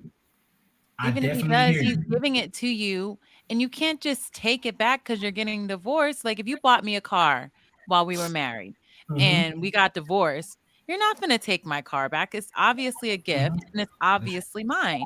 So I'm not saying things like, oh, this is your car and you let me drive it. No, it's usually, oh, baby, I'm going to buy us a house. Oh, baby, I'm going to buy you a car or us a car. So if you're putting it in those terms that this is ours, it is ours. When we divorce, we have to separate it. It's not like he's coming in, oh, this is mine. You in my house. I see what you do. So I hear all the time in this space, right? The man's supposed to provide and all that type of shit. But let's say you working. Off your logic, let's say you working, you getting some money. It can be average bread. Yeah. Right. And you ain't put nothing towards the house. Your money was savings money for when y'all supposed to retire, y'all, whatever the hell y'all want to do, right? So let's say over that 10-year span, you've been saving $50,000 a year. You've been saving your whole everything every year. Okay. And then y'all get a divorce. That's half his money. You think that woman is going to come off half that bread? That is half his money for sure. I would not have gotten that money if he didn't pay the bill. Are you serious? That's not going that way. He paid all the bills and let me save every penny for my whole, like I didn't pay anything. That is obviously half his money. Fantasy Island, look, you feel like that, but the majority feel of women is not going to want to come off that bank account. Hey, half. No, I'm not saying all. I'm saying half. You're saying they won't come off half? They won't come off half. Why? Because they looking at it like, oh, I done been saving all this money. Let's say it's $400,000 you just saved over this 10-year span, right? Because you didn't have to put nothing towards the household. Oh, that's you looking at it like I gotta restart my life. You don't want to go stay in no apartment. You want to buy you a crib. You got $200,000. Go buy you a crib. You still gotta pay for it. So you ain't gonna want to come off half of that because half of that going to the house. I'm already coming off half because I gotta pay that for the house. That's how women look at it.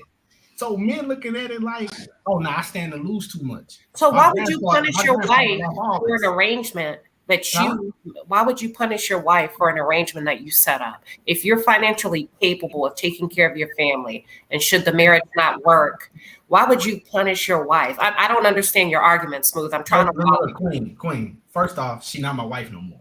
Secondly, oh, okay. The agreement was that money that you save is for both of us. It ain't just for you. Yes. That's what's the agreement. Just like the house, just like the cars. These are our things. Exactly. That's honestly. So y'all are just talking about boyfriend, girlfriend. No, we're talking about marriage. When you are married and you have marital assets, whether it's to your dollars or your house. Prenup. We're just going to go by what's in the prenup. We're not going to. We already most people don't have no prenup. Exactly. That's not even real, Taylor. But most people should. Okay. So y'all should go by what y'all thought was fair when y'all were on good terms, and when y'all on bad terms, still go by what y'all agreed. Did she do that though? Did she say when it was negotiable for her, how come when it's time to leave, I deserve half, but when it's him, she gets to pick up and just leave without him feeling away. But he has to compromise even still in the divorce when you said, I don't want you to provide for me no more. I want to be away from you. But it's like, I still want you to provide because I did some stuff during the marriage that I didn't want to do. So did he. Most times that's when children are involved. You don't just see a judge give a woman without children half, unless you're talking about, what was it, Bill Gates and Melinda? But she's still, most times we're talking about over 20 years. If she gets, the child involved has nothing to do with alimony. Most times. Years. Alimony and child support. Alimony and child support are separate. No, most times I think the examples that we're using that we see played out in the media, there are children involved, and most times women get half based. Yeah, they based on often alimony. No, but that's not what we're talking about. You guys are changing the story. You guys are changing the scenario right now. That has nothing to do with what we're talking about. You started bringing in kids, but we were talking about. He said he was talking about kids. I asked him earlier. I said, "Are you factoring in children?" He said, "Yes, I am." But that wouldn't be the same payment. That's the point that I'm making. Your child support is completely separate from your alimony that you would be paying your wife, the 50%. I'm just saying you're talking about apples and oranges. That's all I'm saying. All right, real quick, guys. Let's reel it in.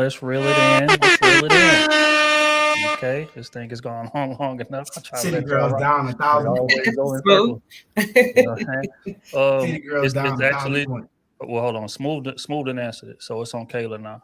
In terms of, do you feel like men take pride in being able to provide for their woman in this era?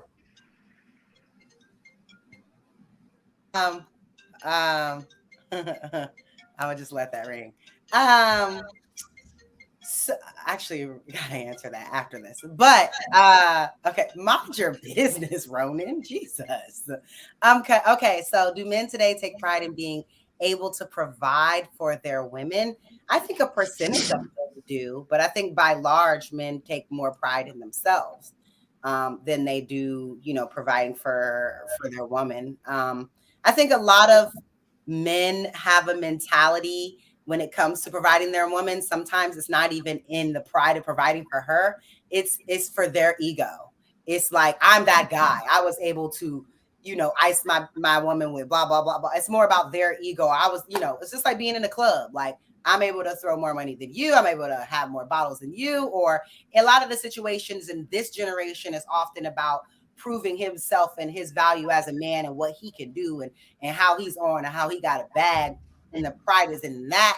Then I think it is in I get to see her taken care of. I get to make sure she is good and she is straight. She doesn't have worry. She doesn't have stresses. I don't think that thought process is behind it for a lot of men, but I do think there are some, like, my dad and my stepdad, they definitely, but over by large, I think it's more about self than it is about her. And it's more about showing off in terms of who he is as a man than it is about her comfort, All right, well said. Let's be. Do men in this era take pride in being able to provide for their woman, in your opinion?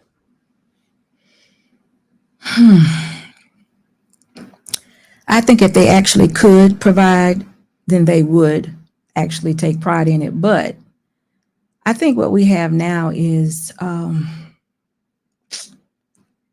men. Let's say it this way. I've never met a man that didn't want to be appreciated. I think all men, no matter how much money they make, I think one thing that men all share is they want to be respected and appreciated. So with that, I would say, yes, they would take pride in providing for their woman. I think what we have today, though, is men are doing a whole lot of negotiating. And I don't think that they're aware going in that all these negotiations that they do relieves them of their responsibility as head of the house, the man in authority, that leadership role. They give it up, actually. And I don't think the women actually intend to have to live in a stressful, scarcity position, but it puts them in that position because now they have to work. They have to make a certain amount of money to live this particular lifestyle. And I think that is just because of the time that we're living in. Everybody wants to be luxurious and have the $300,000 to $500,000 house. So it's requiring both people to make a certain amount of money to do so, instead of just enjoying life and enjoying each other. But if a man could possibly be valued at his average salary or his six-figure salary or whatever, he would definitely take pride in providing for his wife. All right, well said. Look like Luck busy. We're gonna go to Rick. Feel like men in this era. Oh, you ready, Luck? Yeah, sorry. Oh, okay, there you go. We're gonna hit you with it then. Do men in this era take enough pride in being able to provide for their woman, in your opinion? Men, not niggas. Okay. So I think men do. I think it's a sense of pride that comes with being able to provide comfort for their kids and the people that they love. Like the one thing we do see in this era, as soon as they get something, the first person they want to provide for is their mother. Now we can argue why, but they want to give something. You know what I'm saying? So I think that's an instinct. I just think that when it comes to relationships today, when they hear probably women in these conversations or calling Kendra G or different things or Kevin Samuels, whatever, that started to broadcast it on a broader scale, I think that they don't really see a return. So it creates fear. And when you have fear, it's kind of like, yeah, I would provide, but if this doesn't work out, it's more times than not, because a lot of the things that the woman provides to the relationship seems negotiable to her. He has to, like SB just said, they're negotiating because they do want women. So they're trying to meet in the middle, but they also don't want to negotiate past what they require. So then you have it to where I do want a woman. Let me try to adjust some things so maybe it'll work. But the key is that the woman has to also be willing to adjust certain things as well. And I think that if you don't see those qualities in a woman, you can pretty much predict where it's going to end up. And do I really want to provide for a woman that can't even adjust certain things for me? Do I want to provide for a woman that can't love me even when she has an attitude? Our relationship is on the rocks because she upset. Do I want to provide for a woman who's ungrateful, who wants to constantly point out things that I feel is small, and she's not looking at the big things that I actually do provide for her other than financial? So I think they don't really see a value in doing it. I think they do take pride in it, but with what's out here and what they're trying to get for the most part and what they're saying, they don't want to provide for those women. Well said. I agree with that 100%. Rick, it's on you, big dog. Do men in this era take enough pride in being able to provide for their woman?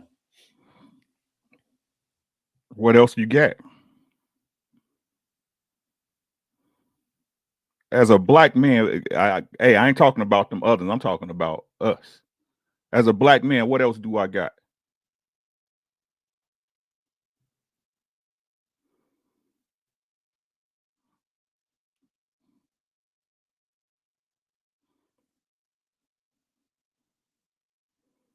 It's not that they don't take care of they don't take care of you.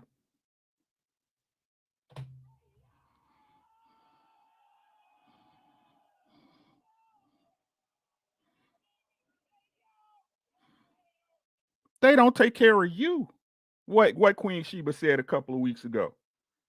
Yeah, my her trainer, he told me men got it. They don't want to spend it on you. They don't want to provide for you. And contrary to the proper belief, the game is told. It ain't no need to sell it no more. What else do I got as a black man? Except that my woman say I'll provide and take care of. What else I got? What else I got besides my kid saying he a good dad? What else I got? Let y'all tell it. The downtrodden black man, he ain't got nothing. He don't build shit. This ain't even y'all system. It's like you under the white man system. It's the only thing I can control.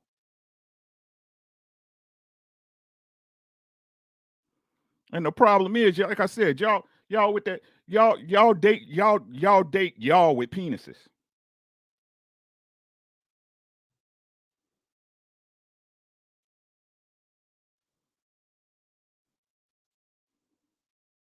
So men, hell yeah. Hell yeah. It's just y'all expect a man to move the way y'all want him to move. And if y'all knew a man, y'all know men don't do that.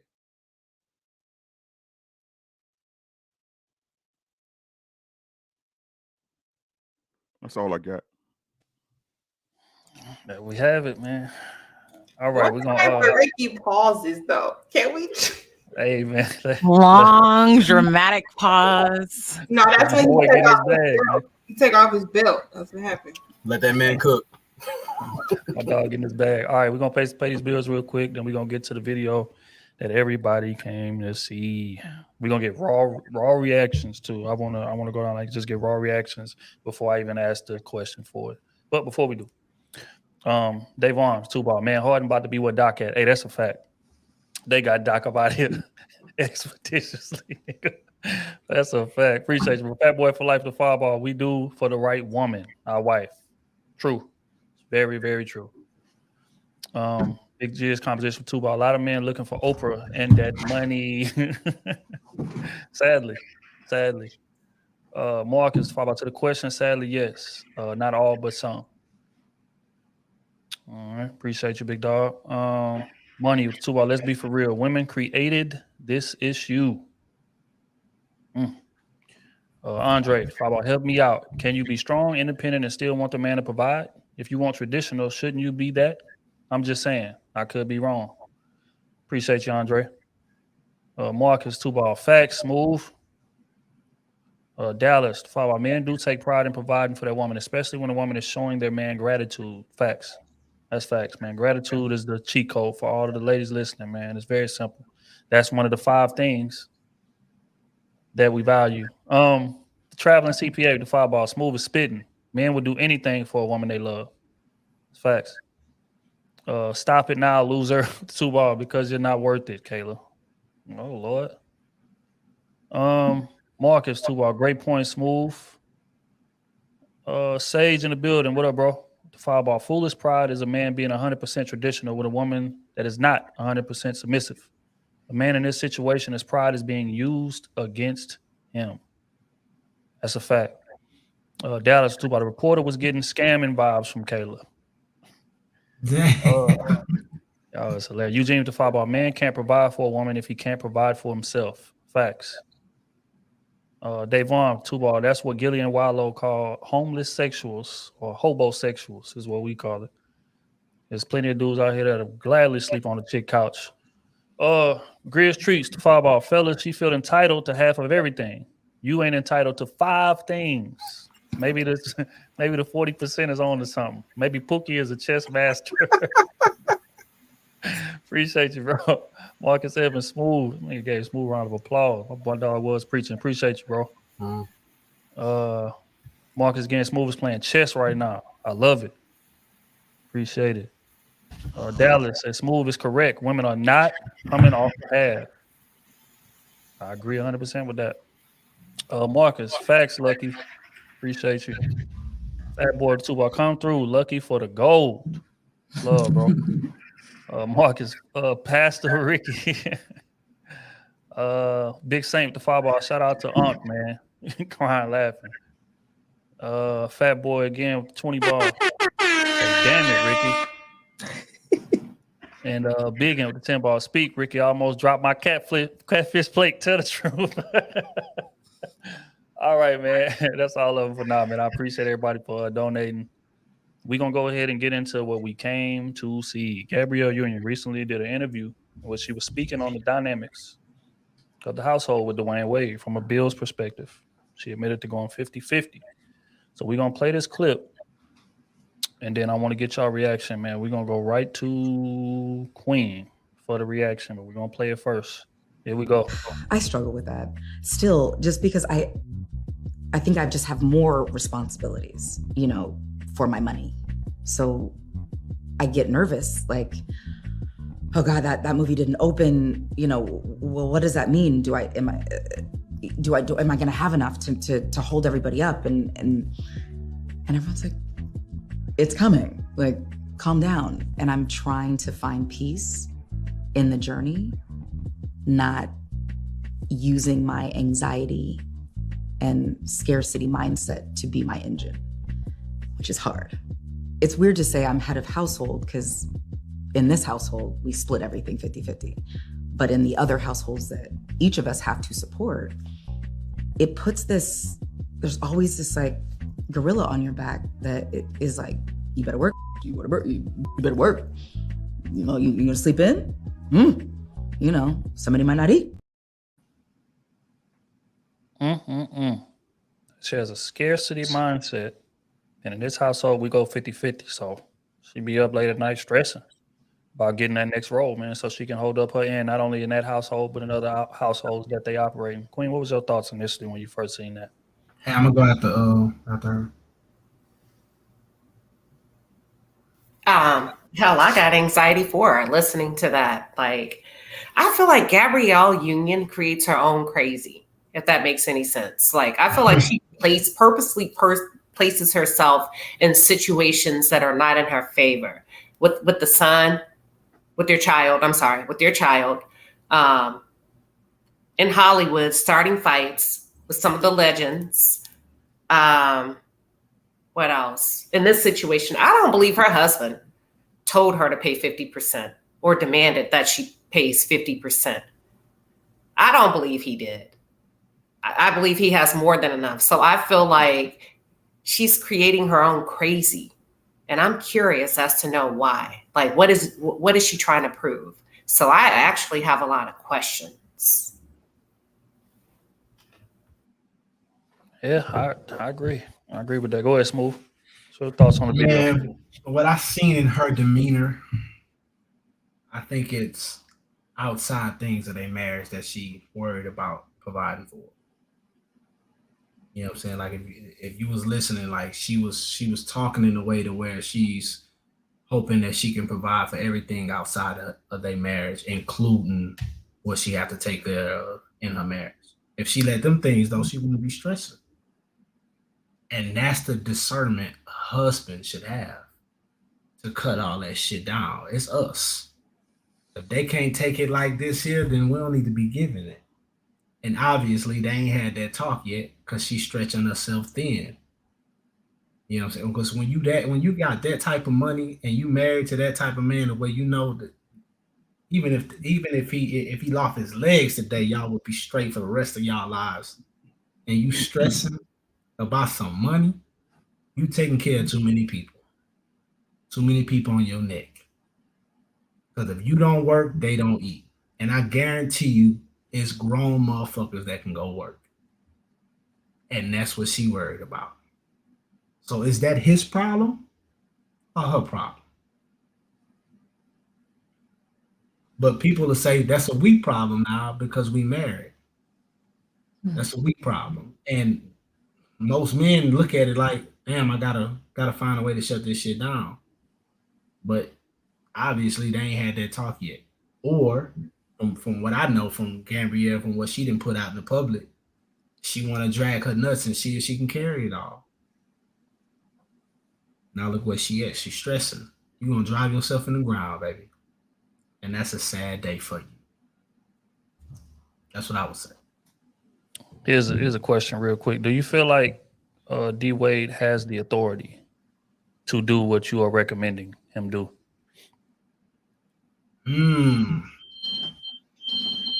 I think he should have the authority, but from how she was talking, no. I think she has a really, really, really heavy voice in the wrong way in their marriage. Because your woman has a heavy voice. This is how it works. You get what I'm saying? But I feel like it's guided in the wrong way. You get what I'm saying? She's also an actress. Huh? She's also an actress. So part of that, I'm like, how much of this is acting? That too. So we'll never know. But from how she sounded and what she said, I feel like it's too much shit she trying to take care of outside of her marriage that she feels she's responsible for. Like when you that rich, in my opinion, I feel like if it ain't mom and dad,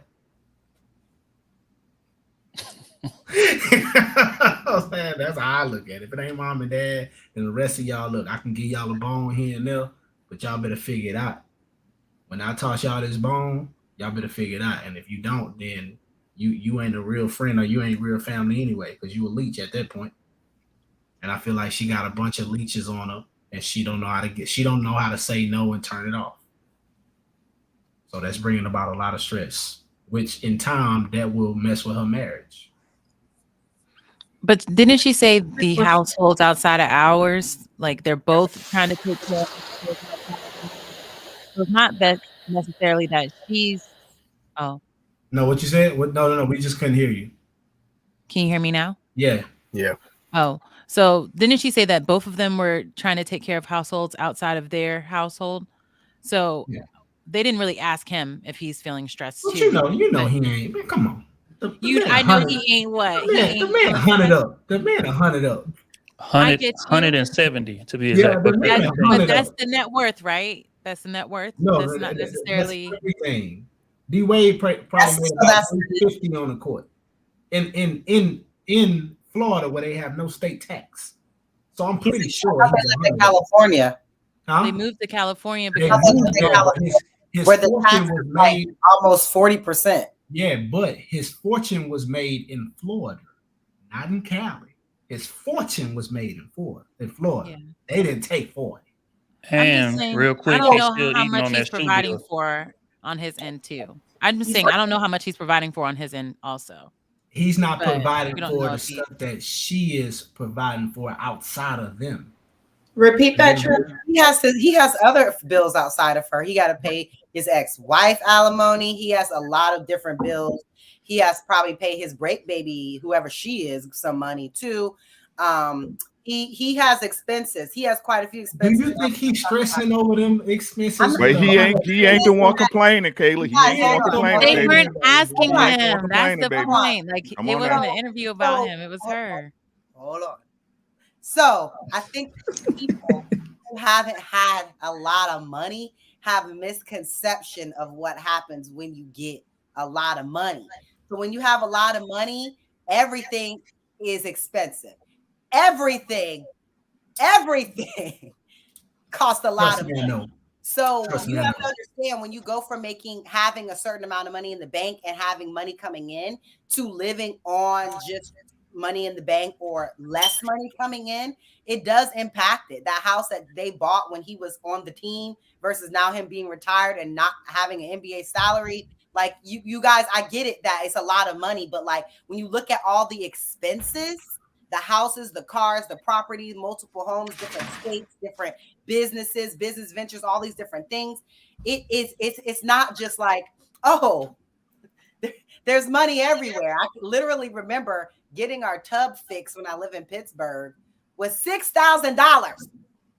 I don't understand how stuff gets expensive, but the shit gets expensive when you start living an expensive life. Everything becomes more expensive. So I get how y'all feel that like, oh, they shouldn't stress about money. Like they shouldn't worry about it, but he's not making the same money that he is, and neither is she, but they're still living the lifestyle as if they were. All right, so look. Correlation? Outside of basketball now, since he's been retired, he brings in $14 million per year. Okay. From all the deals and businesses he has. So now that's in the state of California, right? So minus 38%, how much is left? I thought it was 25%. No. The Cali tax different. They tax. The tax bracket is 38. So take out 38% of the 14 million. So let's say he bringing home. Let's say he bringing home half of that, $7 million a year. I'm already 170 up, and I'm getting $7 million a year. Right, but you still don't know this financial. You still don't know his financial situation. Have y'all watched the documentary How to Get Rich? Have y'all watched it? There was a lady on there that had millions of dollars and still was living check to check, making like $300,000 a month. Wait, what is Smooth drinking? To check. Like you don't have money because you have money if you spend it. Just because people are rich don't mean they have good spending habits. Don't mean that they know how to manage their money properly. Don't mean they make good investments. That show will show you everybody on that show except for one guy were making a lot of money. and did not know how to manage their money or where their money was going or how the money was going, paying 1% fees to brokers, unnecessary spending, not even knowing where the money was going, fees. I mean, a lot of people in America just aren't. Caleb, can I tell you something about men? Oh, can I tell you something about gender successful men, like men that actually like have a circle of friends that go get it? Men are what they circle are in a sense, right? So his circle is him, LeBron, Camilo Anthony, Chris Paul. Do you think the men is worried about any type of financial anything going on around their life, no matter what happens? I do. With that circle of friends. I do think they're still. I do think they're still. Say that again. Hold on. Their money and still watching it. I do think they are. Yeah. I'm not gonna sit here and let y'all get this notion across that D Wade is sweating according to his expenses. We're not gonna do that. Like, we just derailed this conversation for 15 minutes for something that's just illogical, right? Let's keep it real. That's not what it is. This is a Gabby issue. This is not a D Wade issue. D Wade is not hurting for money at all. Gabby is putting this on herself unnecessarily. Let's operate from that standpoint because it's the most realistic. All right. Now we're gonna go to Kayla. What was your reaction to what Gabby was saying? Is your reaction that D Wade hurting for money from that video? No, that wasn't my reaction. I'm almost smoothest drinking. I don't think that he's hurting for money. That wasn't my point. I'm on this right here, champagne tonight. You know, it's actually good. Like, I can't even hate on Snoop shit. Like, it's really the red wine's better, but yeah.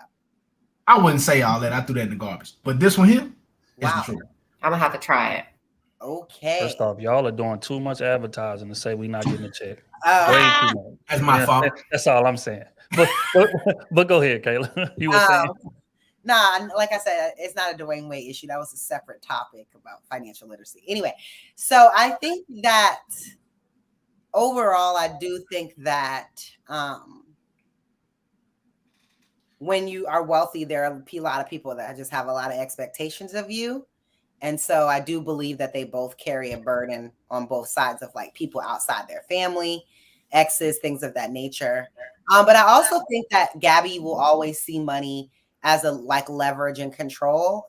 And so even though I think that Dwayne could cover a lot of things, I think her, you know, being a big contributor allows her to feel like she has a sense of power in the household and in the relationship.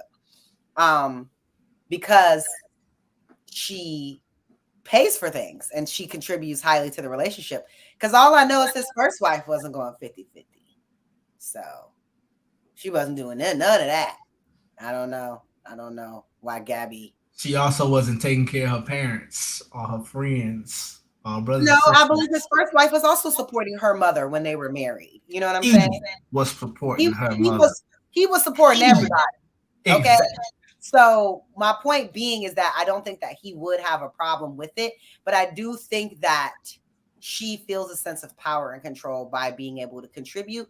And I do think that her contribution does allow them to do more and have more overall than when he was with his first wife, for sure. So I just think that Gabby just has a certain level of control that comes with money that I think will always be important to her in the relationship. I just think the outside people on top of it has created a burden because she's not making the same kind of money. Neither one of them are making the same kind of money as they were at the height of their careers. They're both getting older. They're moving into retirement spaces. Their kids are getting older and the cost of them just go up and up as they get older. So I just think that things are changing and she's starting to feel the pressure of what she took on. And that's just what that is. That's it. That's B. What's your reaction when you first seen that clip of Gabby? I just think she's suffering from some trauma from a previous marriage. And she's told herself this will never happen again. And all those things that she's paying for is actually her get out of jail free. She's kind of like setting up something for herself if she needs it. Like, you know, she might be paying for her dad or whomever, but wherever that space is or whatever that space she needs to go to, it's all set up for her too. if she needs to go there. And as far as D-Wade being her husband, their relationship seems to me, just on the outside, to be more of a boyfriend, girlfriend. They take good pictures together, what have you, but they're not speaking into each other's life. He don't really care what she do, and she can never care about what he do. You know. Excuse me, y'all. So I think she's setting herself up just in case. She's got like a just in case fund that somebody's taking care of for her. And that is just how it is. And that's why she's so fearful, because she's now got to work really hard. She probably don't want to ask him for nothing, because then that would make her, I think Kayla just said it would take her voice away if she feels that way. But he's obviously not that man. Obviously, he's not that man. He's not that man. He's not that dad. He's not that husband. So she's bringing it up on herself, but it's all for her. Damn. Look, what's your thoughts on the video when you first seen it? I agree with some of what everyone says, but my first initial thought was she definitely has some traumatic situation where she probably was in a situation where she told herself, I will never be here again. And she's committed to that. I think she has a strong sense of need to assert her independence, even in a relationship, because if you're with a man that got buku, okay, and y'all just bored doing stuff, and let's not act like when we see their pictures, she's not wearing a suit and he's not in something more feminine. So they don't have traditional roles anyway. So I think that in that relationship is normal, and she feels comfortable being in that position. So he's allowing her to do so. It's not that he needs it. If you want to pay 50%, go ahead. You know, that's what it just seems like, because she has this desire to assert her independence in every aspect. It probably plays out in the way that they raise their children. It's going to play out in the way that they raise, of course, their daughter to think. So I think that that's her problem. And her to sit here, you know, in the interview and kind of want to get sympathy because I'm just so stressed that we are like together. We're like multi-millionaires and we're just so stressed out because there's so many people we're taking care of, including our son, daughter, and whatever she got going on. And then I want to do, it's like, girl, you don't have no real issues. Like, you're talking to people who have real issues. You're not investing that money in something that normal people in society can say, you know what, Gabby is helping the community. That's not what she's doing. She's talking about her personal issue that she chose to take on. So I agree with Smooth. She's more than likely taking care of adults, because if they only had to worry about the house, your 50% shouldn't be shit. So you paying 50% maybe in your house, but you're paying 100% somewhere else. And I just have a question as to the other responsibilities that you feel like you have. Are you pulling on him to contribute as well because you feel like it's a priority? You know what I mean? Is he, letting you? So they have a very interesting relationship anyway. So I think she's operating in what she's comfortable with. It's her calling to be assertive and be independent. I think that's where she gets her pride and her confidence from. I agree 1,000%, man. And just for the record, I think D-Wade is definitely helping out with those other expenses. Let's just be real, because it ain't no married man alive that's gonna sit there and watch his woman stress and not do nothing about it. You know what I'm saying? That's just not gonna happen. Trill, let me ask you this. Has your wife ever stressed over something you thought was small? All of y'all have you ever? All the time. What if he listening to this interview like, she's so dramatic? The stress she's talking about is not even that big. Like, we thinking of stuff that we stressed over. You know what I'm saying? Like, yeah, I gotta do this. She ain't got that type of stress. So her stress is probably something that she's creating. Hey, Lucky, I bet he was looking at it saying, I told her let him go homeless. Yeah, exactly. We bought him a car and she mad her mama want a G-Wagon and she got a Maxima. It's like, it's stuff where it's like, girl, that's not stress. But her 50% could be $50,000. Just think about it. Think about all the things they have to have people to in their house. They have to have people to clean that house, to cook, to manicure that yard, that pool. Property taxes at the end of the year, school taxes. The light HOA. bill alone per month could be $3,000. But their maid probably makes $50,000. It's not. She is not raising them kids and doing the house herself. If I was Gabrielle Union, I'm not cleaning that nail toilet. Nothing. I'm No, not. I'm agreeing with you. I'm just saying it could be very costly to live the way that they live. So costly to us. I learned that expensive is only for people who can't afford it. For people who are in that tax bracket, it's not really expensive. That's what they do. Right. I met somebody. I just said costly. I didn't say. I mean, it's still requiring that she makes some money. I mean, I know somebody who pays $200 for socks continuously. They're not tripping. To me, it's like that's ridiculous. To them, that's not expensive. Again, I think because people think there's more money that it's different. There are rich people living check to check right now. They make $25,000 a month, and at the end of the month, they got $5. I get what you're saying about money management, but to their level, they have damn good money management, damn good accountants. Now, unless you got the Steve Harvey situation where you didn't know where your money was going and you put it in somebody else's hands, I feel you. But I feel like for both of them to have a combined household income and they keep reaching levels according to what we see, they have pretty good money management. Unless maybe in the year we're going to hear he in debt. But we really just don't know. We don't really know until somebody comes out later and files for bankruptcy. To pay for it, but like we really don't know. All right. And then her money might come and go. You know, of course her money comes and goes. So she just might be at a low point right now. Yeah, I think so. That's I haven't seen her do no major projects in a minute. I mean, she's on Lifetime television, I think. Mary Jane has been over for a while. I mean, I like that show. I'm just saying she doesn't have any major gigs going on right now. And that right there is why I don't believe that they're going to have. But that's another conversation for another day. Rick? Yes, sir. What's your thoughts on this clip when you first seen it, man? My thoughts initially was she was lying.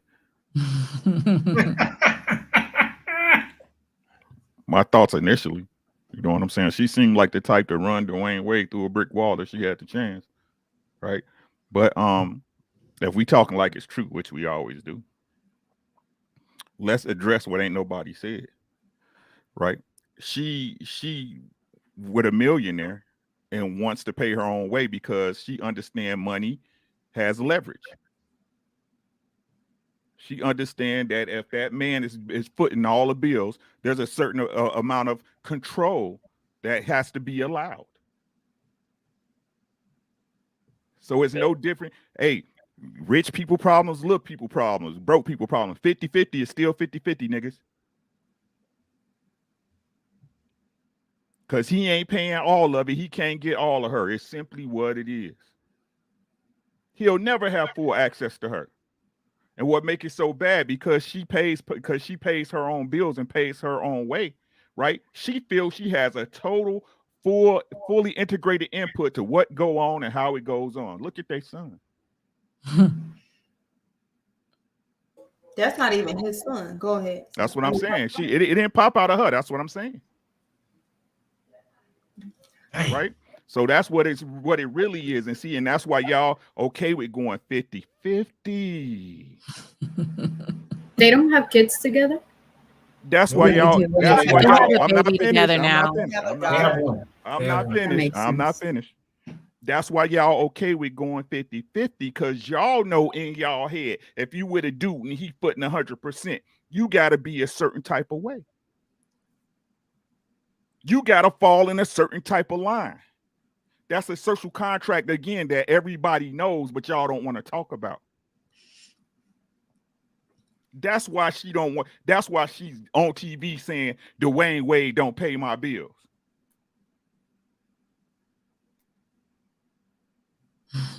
That's all I got. 50-50. All right. It's never happening. Fantasy Island Girl. What was your thoughts when you first seen the clip?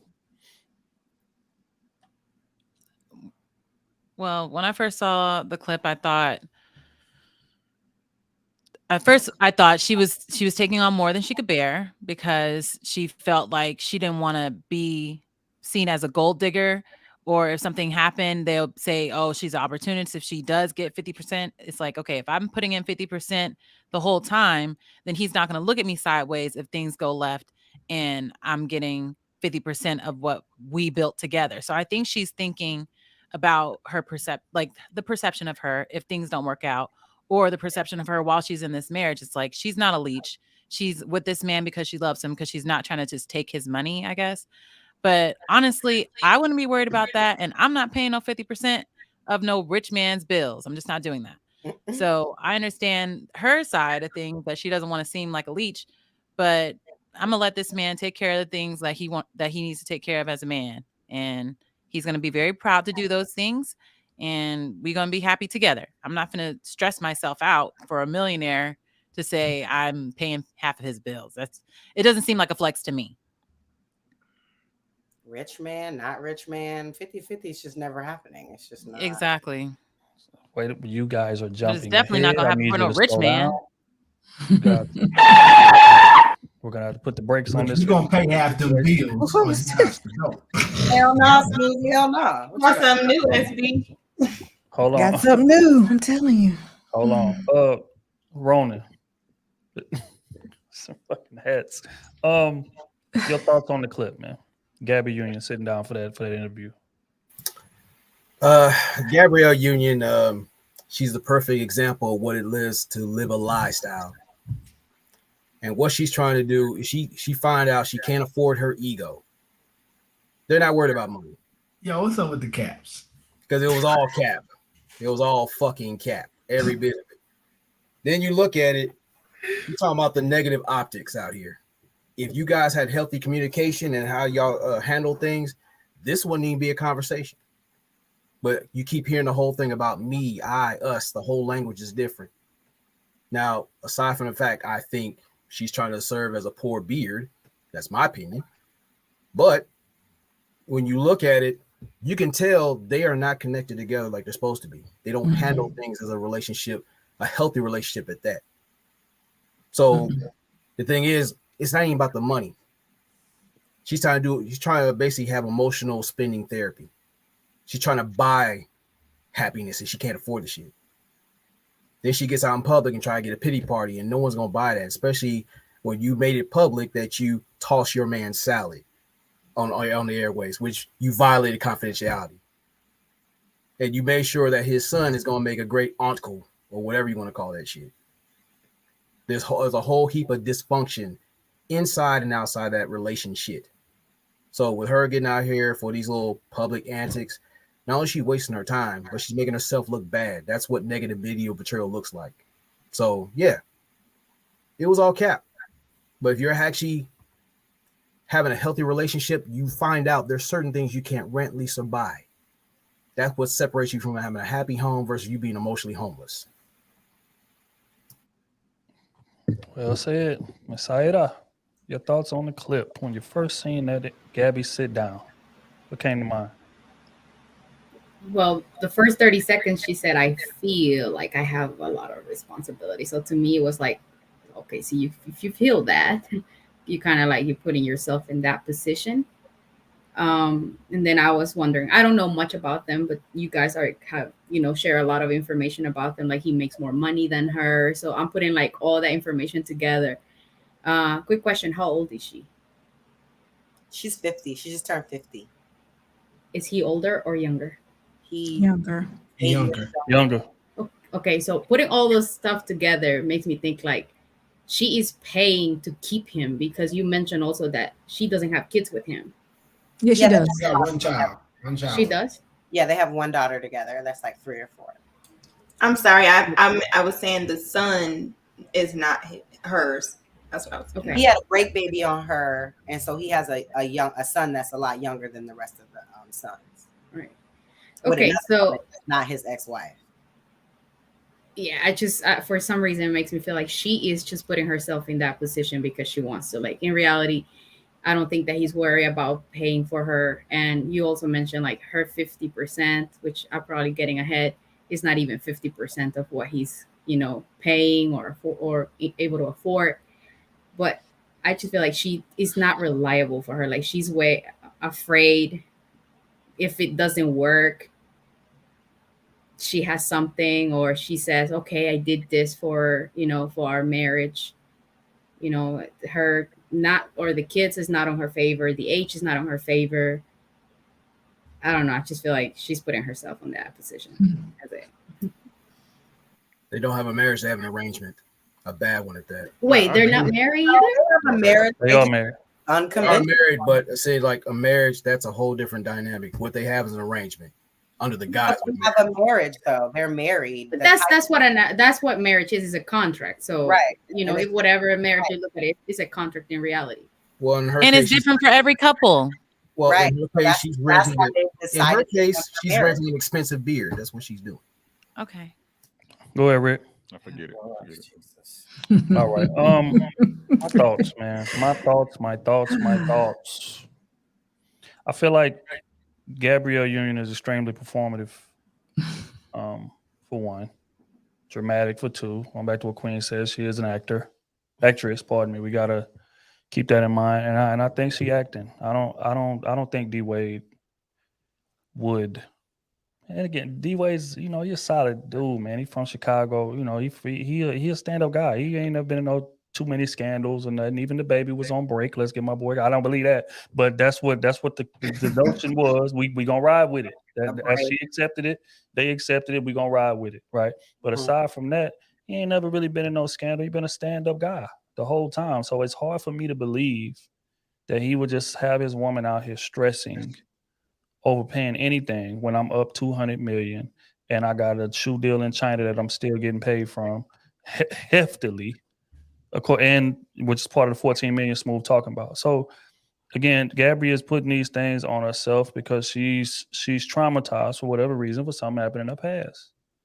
And this is not uncommon. There are a lot of women in terms of the independent mindset. That's why I asked y'all earlier, do y'all feel like most women have an independent mindset in this era? I feel like most do, because a lot of them are traumatized. In terms of they've never had a man to trust. They've never had a man to lean on. The dad probably wasn't in the home, or if he wasn't being the right type of daddy that he should be. In terms of covering his daughter, making sure she good, having her inch out there on her own. A lot of women have to just get thrown out there to the wolves, or they got a mama who ain't got it all figured out either. And she ain't giving them no good guidance. So they out there in the streets trying to figure it out on their own. So when that's the case, you develop an independent scarcity, her words, not mine, mindset when you out here moving around. So even when you do run into something good, which she did, she couldn't turn it off. She couldn't flip the switch off. It's still fear there. It's still, you know what I'm saying? Like, I don't want to go back to what I went through. I don't want to depend on nobody because the last time I tried to depend on somebody, it went left. Or every time I try to depend on a man, it goes left. So I understand that you ain't did nothing to warrant how I'm treating you, but my past dictates how I'm moving. And D Wade is the type of guy that he just kind of, okay, if that's what you feel comfortable with, cool. But I'm sure in that conversation he said, but if you need me, I'm here. I got you. Don't worry about it. Because that's what a grown man does, right? So I think she's bringing this on herself. 2, I don't think it's as bad as she's making it seem. And 3, she needs to stop embarrassing that man in public like this. I'm like, I'm just tired. Like every time she's in front of a camera, she's saying something to embarrass this man. Now we don't hear from D Wade on these issues, and he step out here every now and again, to support his son, and things of that nature, or his daughter. I don't want to step on toes. His kid. Right, he steps out, makes statements as far as that. But in terms of their marriage and how it runs and who makes what and what we going in, D Wade don't be in public spilling this type of business. So why does she feel the need to? On where? Facebook? It's not necessary, you know what I'm saying? But she does it anyway. So it begins to make me think that she kind of just fiends for attention. It seemed like whenever the attention kind of die down a little bit, she'll jump out there and say something wild just to get the attention back spinning in her favor. And, again, it's just getting to be ridiculous at this point. That's what my thoughts initially when I seen it. But I wanted to. Oh, go ahead, look. I hear everyone saying 50-50. I was thinking when Kayla said what she said, Do you guys think that maybe the 50% she's paying is her bills? Like, what if we keep saying his bills? What if it's what she's bringing? She's making sure she can take care of everything that she contributes herself. And I don't know. I just feel like when it comes to us critiquing actresses or women, it seems like it's a pattern for women to come out and we say that they're embarrassing their husbands. But if we look at how their husbands portray, maybe they don't feel embarrassed. You get what I'm saying? So I wanted y'all to think like, or ask y'all, do y'all think the 50% that she's talking about is really what she's bringing? And she's saying, I want to be responsible for everything that I contribute. Or do you really believe that she's paying 50% of his bills? Of his bills? Like their bills? Their bills. But I I'm think that's what she said. No, I know what you're saying, look. I know what you're saying, look. I'm thinking like the bills that she makes. Like Yeah, that's what I think. Probably. just covering her dad, and she's the 50. Yeah, that's what it is. Her manager, the people that she employs and like has for her own bills that she creates. Mm-hmm. And then she probably wants him but to. That's not what people mean when they say 50-50. What people mean they say 50-50, they're usually talking about our bills. So that's usually overhead. Because I think most women, I mean, if I didn't have to worry about overhead and all I had to worry about was my bills, I would have so much money. I would have so much money. But if you were with a multi-millionaire, she actually said 50-50 in this household. Right. She said in this one. And then she said in whatever separate households they have, which I don't know why she's supporting other people, which I respect that. Her mama, but outside of your mama, I mean, who else is there? I don't know. I mean, I'm speculating. At this point, I don't even know who she's supporting. But and you don't know how much money is. But that's very common in Thailand, actually, for people that don't know that. You know, people over there, if you're marrying someone from Thailand, usually the women expect for you to take care of their family. Yeah. But people don't know that. But okay. That's common. I gotta take care of family. I'm moving, man. We're gone. I mean, when it comes to my mama, we gonna take care of my mama. Okay. Now the rest of these people, cousins and brothers and sisters and stuff, they're gonna have to get a job. Okay. Nursing home. They're gonna have to nursing work. Nursing home. Jesus Christ. You gonna put your mama in a nursing home if you're rich? Not happening. It ain't my fault that you didn't do with your life what I did with mine. Oh my I God. don't owe you a dime. You chose That me. is so selfish. You're Like, millions. Yes. You have millions of dollars. My son can grow up to be rich, to be super rich. Your first seven figure family. You don't owe me a dime, son. But if he gave it to you, you wouldn't be like, no, son, I'm a man. That's different. If She's he chooses choosing to not, if he chooses not, then I'm not tripping either way. We don't know her mom's plight. We don't know if her mom's entitled or not. She may just say, "Mom, I want to take care of you," or she may have been taking care of her mom long before Dwayne came. Long before Dwayne came, covering her mama's mortgage, rent, annuity setup that she get paid out every month. That probably honestly was set up long before Dwayne. She was rich. Let's just face it, man. Most people, if your child becomes successful, really successful in that manner, you are going to expect something from your child. You are going to expect something like they owe you. And I don't feel like that's right. They don't owe you nothing. You chose them. You the reason they're here, not the other way around. The reason why they I agree. all that type of stuff. You get what I'm saying? So I'm just saying, I know if I made it and I had millions, I'm taking care of my mama. I know it. And she's not going to ask me. She's not going to have to ask me a thing. I'm going to make sure I feel you, but at the point, what's the point of that becoming a burden to you? If it becomes a burden, you where it's lose. not a burden to me because she's a part of my budget because I'm determined to take care of her. It's not like, and that's your choice. I just go out on a whim to take care of my mom, and I haven't planned this. Because because of that mentality, Smooth. Because of that mentality, parents kick their kids out of their house at the age of 18, and that's a cycle. And that's why Latinos, we don't do that. We don't kick our kids out. And parents, when they go old, we don't even have nursing homes here. Like we literally take care of family, and that's what it means, taking care of family. You should, and you shouldn't kick your kids out at 18 either. But also, when you look at it, Smooth, there are a lot of things that like people don't understand in terms of like parenting. And there's a lot of sacrifices that a lot of parents make for their kids that a lot of parents don't. I literally have an aunt that was like, I got shit to do. I don't have time to be taking you to football practice. Like, there are parents that do not make the sacrifices for their kids to do a lot of things, to have a better life, to do a lot of whatever. They do the basics for that ass and they go live their life. So at the same time, if you know, looking at some of your friends' parents, some of your, family's parents, and seeing how other people are raised, and see that your parent made certain sacrifices for you that they didn't have to make, because all they have to do is take care of you, feed you, and make sure you go to school. That's all they have to do. In my opinion, Look, in my opinion, I'm gonna tell my mama I got it. I'm about to take care of my mama. She went above and beyond. She didn't have to. In this parenting thing, I go above. Me and my wife, we go above and beyond for my son. But above and beyond. And but you're going to be in a nursing home. Look, you're going to end up in a nursing home. No, you're not. Look, listen. I will continue to do that for the rest of my life because I owe you. You don't owe me nothing. And start paying for your own I nursing told home. you to breathe here. If I didn't want to have no kids and slow my life down, I wouldn't have had you, son. Smooth. Do you think there's a certain age that you stop 100% providing for your children? Of course, because my son got to be a man. You got to know what it look like to lead. But at the same time, if my son come to me when he like 40 or something, he like, Pop, I want to start a business. I want to do this here. This the plan I got. I will exhaust all things to make sure he got that leg up in there. That's my duty. But see, the reason why I ask is because I get what you're saying as far as, like, I don't think parents should expect that certain thing either. But I do think that if I was a mother and I did everything, even time, like you just said, I don't care if I got to do this and any other to make it happen for you. I think that if my child reached certain levels of Gabrielle Union and they place me in the home, I'm going to have a problem.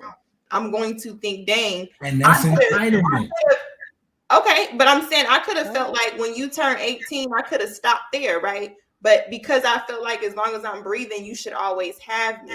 I think families should have each other. But it sounds like because my position in the family is mother or father, I can't really rely on my kids to have me in a time that I may need them as well, because it's considered as selfish. So when you're old, you're not going to be as selfish. I don't want my son to slow his life down in no manner for me. I care less if I get cancer. I can care less if I lose a leg. Motherfucker, you got things to do. You got a bloodline to take care of. You got something to do. They ain't going to listen to you, sir. What is more important than family that you got to do? Huh? They're going to choose you, especially if you're a good father. Provide for your family that you trying to build? Yeah, but outside of that, what's more? You have to slow it down. That's a false dichotomy, though. That's a false example, because in these conversations we have, everything more important than family. Yeah, that's real. Everything more important than family.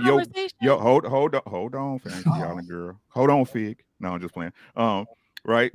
In these conversations, the basis is family. Like, a relationship leads to sex, sex leads to kids, kids leads to family. But again, even in this conversation, right? Y'all can't even have a discussion without marriage, without talking about money and prenups and shit like that. So money over your family, period. Right. So again, if y'all talking about the money, and I agree, forget that point. I agree with Smooth. Like, the truth is that your kids don't owe you shit. No. They don't owe you nothing. If they do it, great. Listen to what I'm saying. If they do it, great. Right? Exactly. But if they don't, why you mad? Because if it wasn't for you fucking, they wouldn't be here. They wouldn't be here. They wouldn't be here to have to worry about you getting taken care of. They wouldn't be here to worry about getting kicked out at 18. They wouldn't be here at 40 talking about, I got to go to Pops and see if I can get this money to get this business. You the reason they here. That's all I'm saying. So again, I understand what you're saying. If they did it, great, for sure. Hey, I appreciate you. But at the end of the day, you the parent. You the parent, they're the child. They're allowed to live that. They need to be allowed to live their lives as they see fit. The same way you want to be allowed to live your life the way you see fit. And if you see fit that you take care of your mother, that's what you see fit. If you see fit that you take care of your father, that's what you see fit. But it comes down to choices. And there's no way you can rob nobody of the choices that they can make. at the end of the day, the beginning of it, and lunchtime. All right, that is a great spot for us to transition to paying these bills, and then we're gonna get to our next line of question. And we got two more left. I'm gonna try to get us through them. We're gonna push through. Okay. Davon, the two ball, Rick the OG. We all need it growing up. It's a fact, man. Appreciate you, bro. Retro, the two ball. Gabby is the definition of a woman. Sam. Congo, English, the 10 ball, trio, Ronan, Ricky. Good early morning. Topic of discussion now. Look, man, Gabby Union, capping, accountability. It's a whole bunch of things combined. Appreciate you, big dog. You already know. Marcus the fireball. To answer the damn question that brother Smooth asked, no. They've on the fireball. Gabby is what happens when you buy into feminism and that strong, independent mindset. Caesar with the fireball. Just wanted to donate and show love. Appreciate you, bro. Grizz Treats the fireball. Gabby had a 40-inch vertical. She'd have highlights postering D Wade. That's her wife. She emasculated him by spilling his business already.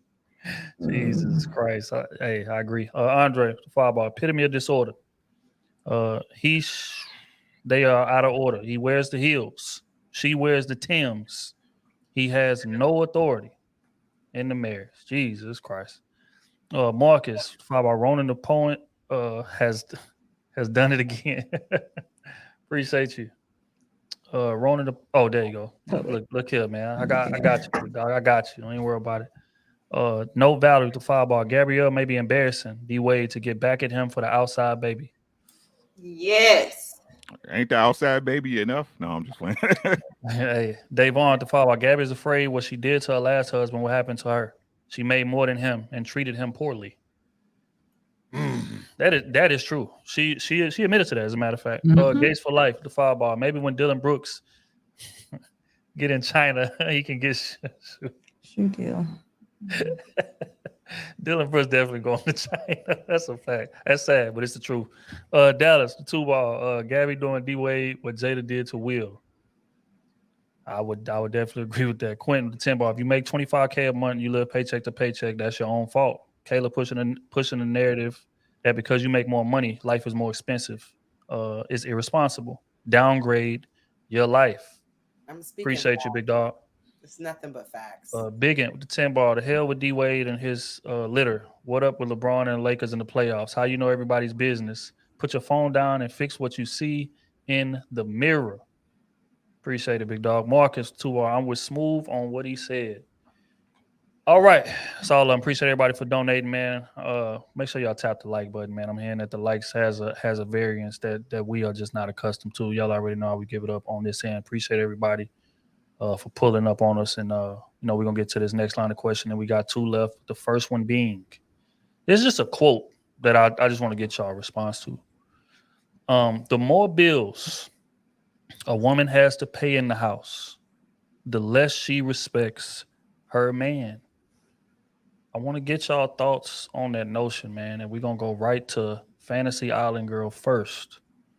The more bills that a woman has to pay in her house, the less she respects that man. What is your thoughts on that statement? So, in terms of respect, as in, no matter what, his word is final. I have to agree that it's going to be less because she's going to have her finances tied into things, and it's going to be something that they are going to negotiate. It's not going to be like he's paying all the bills, he's making all the rules. So I don't think she would necessarily respect him less, but people would see it as less respect for him. Like, oh, you got to go talk to your wife?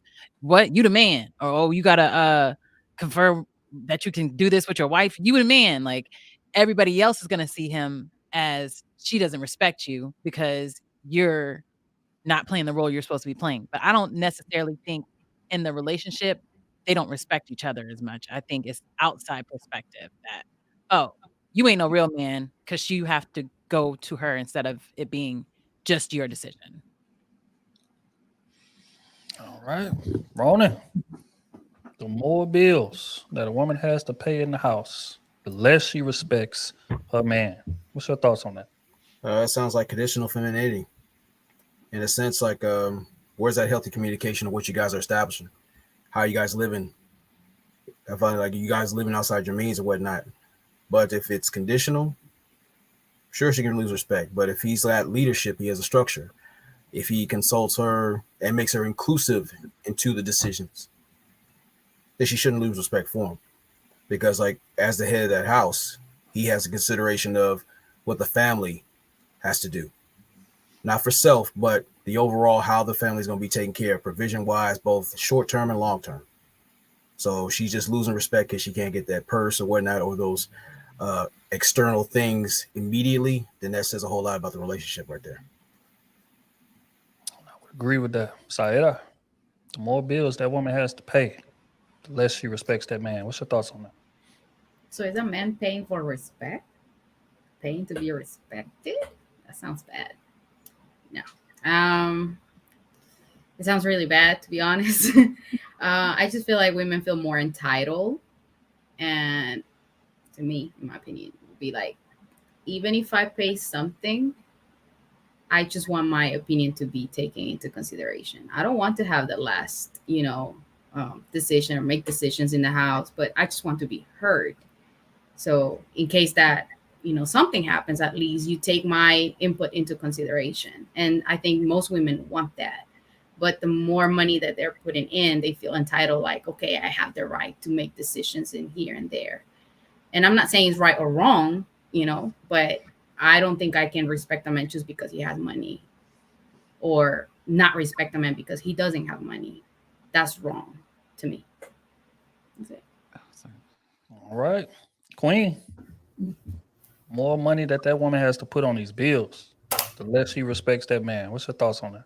I would probably say the more she would probably resent him as opposed to respect. And that can be very quiet, right? Just the thoughts that she would probably have, and not necessarily acting out in a disrespectful manner, but just kind of resentment that builds up over time. I would agree with that 100%. We're going to unpack that in a minute. Go ahead, Kayla. What's your thoughts on that statement, man? More bills that woman got to pay, man. Less she going to respect them.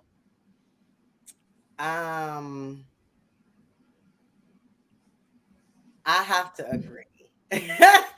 I said that earlier, so I have to stand by it. But I stand by it. I have to agree. The more or less things that we can do or have based on my effort will just, like Queen said, will cause certain resentments. If there's certain bills, like, can we do it or not do it? If I pick up a shift or don't, it ain't it. None of it works. None of it works. I just can't see it working. If you're telling me, babe, this is what I got, this is our budget, this is where we can live, this is what we can do, then that's what it is. You know what I'm saying? And I will respect that. But if every time I look up, going for my purse, God damn it. I'm sorry. Shit. I'm tired of going for my purse. That shit do not turn me on. It actually turn me off. Every time I pull my purse out, it turn me off. And that's just what it is. I instantly thought of Erykah Badu. Go to Tyrone. Seriously, I was waiting on her to say it. I gotta reach down in my purse. Right. Yeah, I feel her. Pay my way, I gotta pay your way. Your way, your You gotta homeboy come way. to me Nah. to be like, can we add so and so to the Xfinity package? No, no, we cannot. This is just getting I so always like said- you just all of a sudden I was turn it into this thinking man. As someone that works on commission, you know what I'm saying? It's about my efforts. So you wanting to add to the Netflix package mean more work that I got to put in. I don't like any of that. I don't like any of that. And so for me, I would just prefer that we live in whatever means that you're able to provide, and I use my money to give us some luxuries, and that's it. I can't be your roommate. I cannot be your roommate. At least when I'm a roommate, I get my own room. You want me to share a room with you? In the closet. Okay? And cook. At least when I'm paying 50-50 with my roommate, I get my own room. I mean, I'm just saying. It's just I like the dynamics. I like the dynamics of a provider man. I like those dynamics. Provider man. Yes, I don't think that high value man, whatever. I don't like that term. It's just about, can your man provide for you at whatever level he's at? Is he a provider man? Is he willing to provide?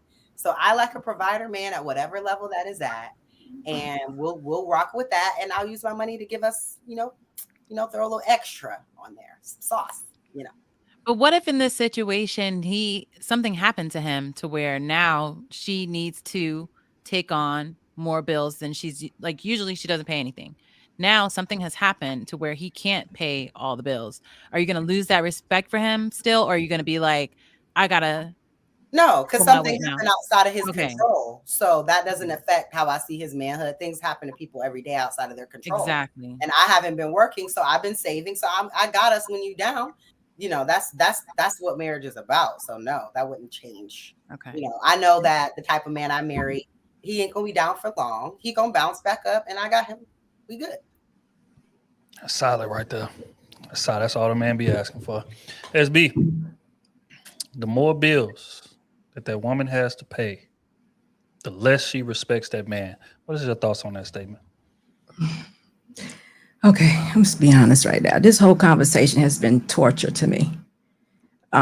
Because the position that people that are married have put themselves into, these are people that say they love each other, they trust each other, they want to spend the rest of their lives together.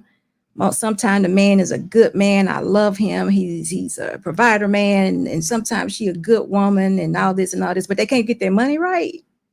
They can't put their money in one pot and just make it work. We got to have 3 hours of conversation about 50-50 when it does not exist. This is ridiculous. You love this person. You married him. You said vows to him. You give your whole body. Gabrielle was tossing salads and she still want to go 50-50. Ain't nothing left to do. Put that money in that pot. Y'all make that thing work. I don't get this. I don't understand it. This is a crazy conversation. You go 50-50, baby girl. You pay the light bill, the water bill. This is such a crazy conversation. We get married to these people. Now, if you're living with your boyfriend, you might as well live as roommates, like Kayla said. You might as well get the 2-bedroom. And you know what, Kayla, you could sleep with him some night, but then you still have your space the other night. I agree with that totally. But if we're talking about a marriage, we tossing salads. Why are we having conversations about money and where it should go? That just doesn't make any sense. It doesn't make any sense at all to me. Because we're not getting the idea on how money works. See, we put it together, we got more. So there won't be all these crazy limitations on me stressing out about having to pay more, going back in my pocketbook like Erykah Badu, because guess what? It's our money. We making it do what it do. So this is like flew in my mind. But I guess I'm coming from a person that started with average salary, and then it just worked for us. And then now that we have more money, I mean, why bother it? It's always, I don't. Hey, salute to USB for mine. This is passing the night. Tossing salads is fucking hilarious. I mean, really?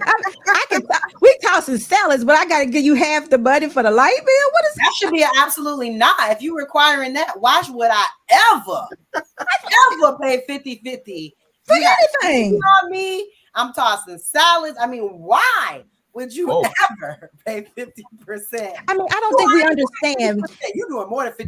You tossing salads. If you can't trust the man you married or the woman you married with your money, y'all making some bad choices. Man, y'all making some bad choices. There's something wrong. There's something going wrong. I mean, it's money, y'all. This ain't life or death. This is money. Things you can recoup it. You might make a mistake, but you're gonna get some more. They make it every day. That type of stuff. You can invest a little bit. This ain't life or death. I don't. Y'all make money real too hard. Much money and goose gravy. Too hard. Look. Now this is just me talking. I'm just saying. Okay. That's all good. You say, so we tossing salads. Yeah, but I got to go 50-50 for the light bill. But Lord have mercy. Look, man, the more bills that woman got to pay, the less she respects her man. What's your thoughts on that statement? I love you, Ricky. But there's another quote. It pays the cost to be the boss. How do you feel bossy if your woman is taking care of your responsibilities as well? So if she has to pay more, we're talking beyond my part. We're talking about, I agree with SB as far as I understand the pot, but if I'm the only one contributing to the pot, let's stop acting like women can just be resting in their femininity coming off of 12-hour shifts because she got to contribute more than him. Unless she's okay with the structure of that relationship being he's a stay-at-home husband. How do men even feel confident saying, hey, honey, I want you to pay more? That goes against the last topic, saying they have pride in being a provider. So do you now have pride in being a couch potato or being pride of being a house husband? Where is the pride coming from? I thought the pride came from something that of achievement or something that you enjoy. Maybe that's your type of relationship, but I just think I've never seen a man, even growing up, my father, anything like that, where they took pride and was okay with a woman doing more than them as far as what their position is. So as far as can a woman, the more she has to do, the less she'll be feminine. I think we know the answer to that. That's true, because she'll be more irritated. She'll be more short with you. She's not fucking you as much as you would want to. She's turned off. And on top of that, I have to hear you come and say how I should be doing something or be under a dictatorship or point your finger and give order. But I'm the one taking care of part of you and part of your responsibilities. Let me just say that. I get we're married, but what type of husband? And that's for y'all to tell me. I'm open to it. Listen, a good man ain't down long, and you might have to do that. You might have to take care of a good man for a year or two. You might.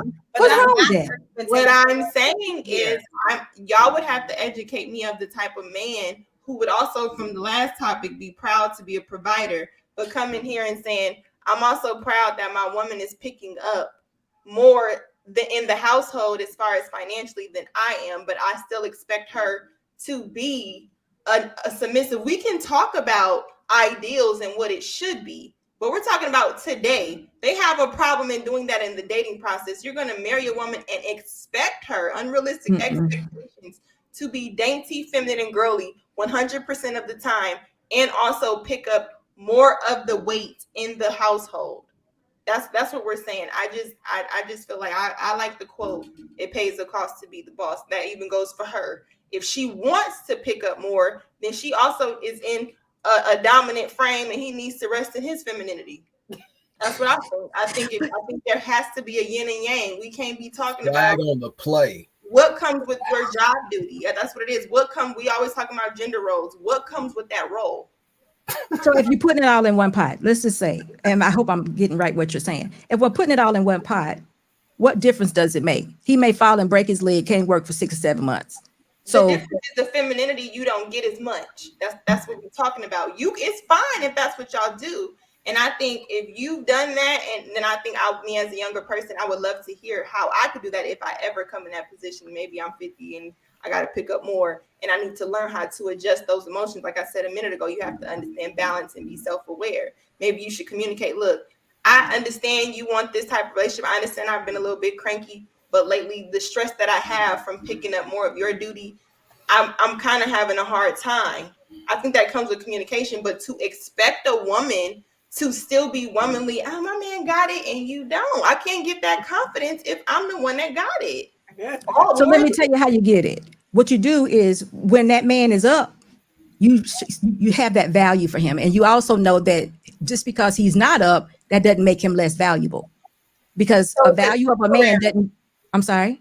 No, I'm saying, so it's temporary that I'm paying more than him. That's a different question. Oh yeah, it's always temporary because a man is always going to be. That's nothing. But if this is it's going to be paying, it's going to be right. No, there's people out here where it's not temporary. Like that's how they live their I'm life. saying, Comes in and he go, baby, the rent due, slide me that $750. You know. Oh, that's not what I'm talking about. I'm saying this is what I was talking about, Lucky.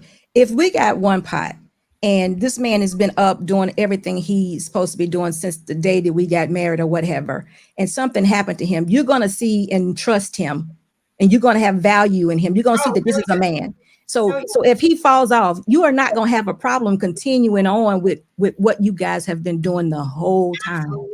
But I thought it was preference SB as the more bills a woman pay in the household, the less she respects. It didn't give no context. So I'm thinking of the whole relationship. Right. Not a season. It's just like, oh, you're supposed to. That's why I think women should also bring something to carry if things happen, because life happens. But if I'm the one that's making your life easier for the most part and the only one, and you expect me to also be feminine and masculine, you're asking an unrealistic question. You're asking for a lot that can't nobody give. That's like me asking him to have a lot of time for me, but also make a certain amount of money where I know that's going to require a lot of time for me, but I'm having unrealistic expectations.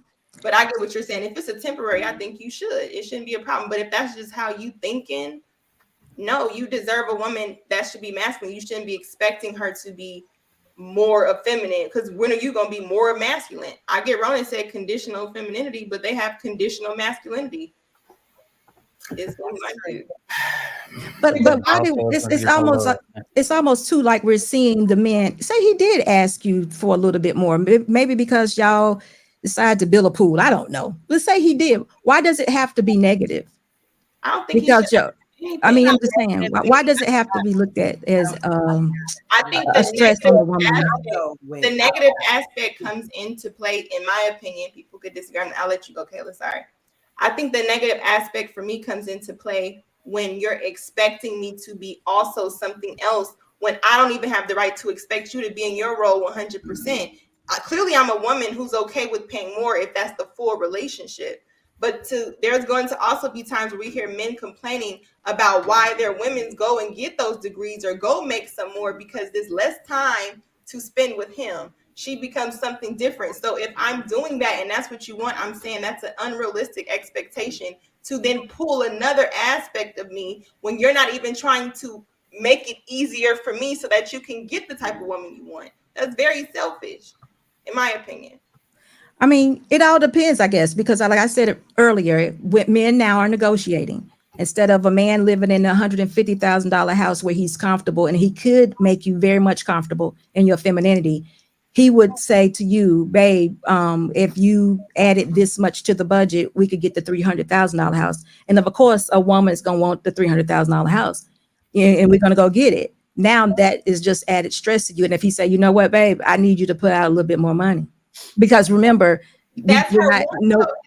That's her wants. If she wants more, she needs to contribute to the more that she wants. I agree. But if he's making $50,000 and it goes with the quote, I have to also contribute more, and we also are living in abundance, and we're not. Neither one of us are goal oriented to get out the situation. You ever seen a woman or a man broke under stress, can't do something? We mad as fuck. Well, yeah, because we're the money has determined who we are. That's what we got to get away from. That's the point I was trying to make. Because what if he just go completely broke? Is he less of a man? I mean, because it's still going to be temporary. Because a good man is only down for a short period of time. No, but stress pussy isn't good pussy. Okay, it's really not. I always thought it was. Everybody always said you have sex, it makes it better. No, it's not. It's not. I really often can't mentally get there when I'm thinking about. No, you know what? No, you know what? Y'all just confirm it's never happening. We're never doing I think SB scenario is different than the quote. Like the quote just says the more bills a woman has to pay. Not if I fall down, are you gonna ride for me? If you want this, are you gonna no, it just means the more she has to pay. Not a choice, not a whatever. That means that if it's a long, I've also seen in situations, you down. But while you down, hubby, if you're not pushing the pavement and you being ambitious, she's going to get irritated. Yes, yes, she is. But y'all don't forget, y'all married these people. That's your husband. You loved him. He's a good guy. Y'all like him still, right? He's not your enemy. I didn't marry no lazy bum. He was not that when we got married. What happened to where he just turned into this guy that needs me to take care of him? I don't know what happened. I didn't marry that. I would never marry that. No. I don't see that that's a true story. I think that's just something to add to the argument, but I don't know. Usually a man is very, like I said, ambitious. They want to be appreciated.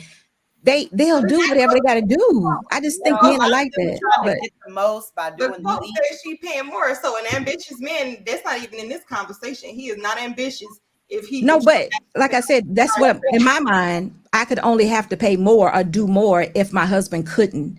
He's going to be the one that has the plan to make us out of the situation. So if I have to do more, that means there's something wrong or something, that's how I Yeah, think. that's what I'm I saying. What's wrong with him? think that my man is done fell off and he ain't no good no more. I don't think negative that way because we still together. We still one. We still trying to work this thing out. So I don't go opposite of him. I try to work with him. But All if right, you y'all. Hold if on, you're hold on, working- y'all. Hold on, y'all. We gotta get Rick in here real quick, and then I'll let y'all Sorry, get back Ricky. to it. Sorry. Sorry. Rick, the more money, the more bills, pardon me, that a woman has to pay in the household, the less respect that she has for her man. What's your thoughts on that statement? Agreed. I agree. It's simply what it is. Again, we sit up here and we try to redetermine the nature of things. It's simply what it is. Now, where does that lie? I think I hear the argument that SB saying. You know what I'm saying? Hey, we've been doing this together forever. Facts, right? So the respect is built up, right? But let's say from the beginning, it wasn't no pot. It was 50-50. You see what I'm saying? Right? You would look at them different, correct? Right? See, you talking from the perception of your circumstance, right? So kudos, right? You were smart and he was smart. I shout y'all out. Hey, shout out to y'all. Right? But 50-50, nah. No. Let your girl pay for your cell phone. And she get mad. Let her pay for your cell phone and she get mad. Let's keep it a bean, right? That's my phone. She signed for your car. You can that's my phone. You know what I'm saying? Like, that ain't your car. I signed for that. See? You couldn't even get it because I co-signed. This man can't even pay a phone bill. And that's why them video games go out the window. That's why they throw them out the window. All I'm saying is that, like, people try to play like the nature of things don't exist. They do. Like, men are supposed to provide. It's just now you don't hunt. You just go hunt for money. Right? And women, like, this is why social media is so big and everything, y'all. We talk about on all these spaces how social media had effect, and Instagram and TikTok and all this stuff, right? Because people, especially women, and some dudes, you know what I'm saying, weird ass dudes, you know what I'm saying. But most women, or females, I should say, they always looking for more. They always looking for more. It's simply in y'all nature. That's why a good woman is a woman who know how to quell that nature. It's just that simple. A good woman is a woman who learned that she to satisfy herself. I'm satisfied. I'm cool. Right?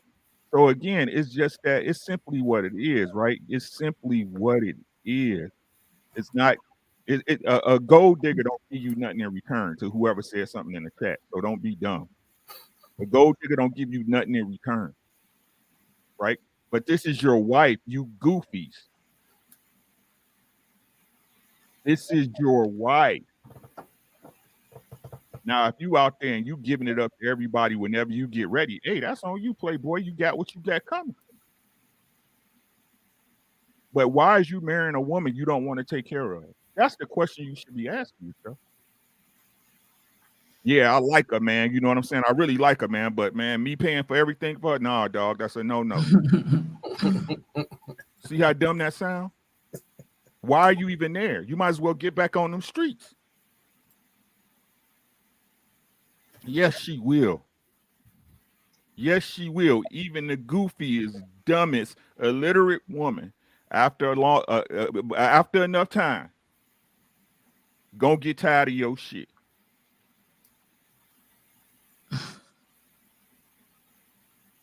It's simply what it is. Yep, I agree. I think I think I just said it before. A man has to dominate his woman in 3 categories for her to respect him. One of them being finances, 2 of them being physical strength, and the third being intelligence. A woman If she had to create an ideal man, he would dominate her in all three of those aspects. If she's dominating you in any one of them, let me explain something. The future does not look bright. I'm gonna just be real with you.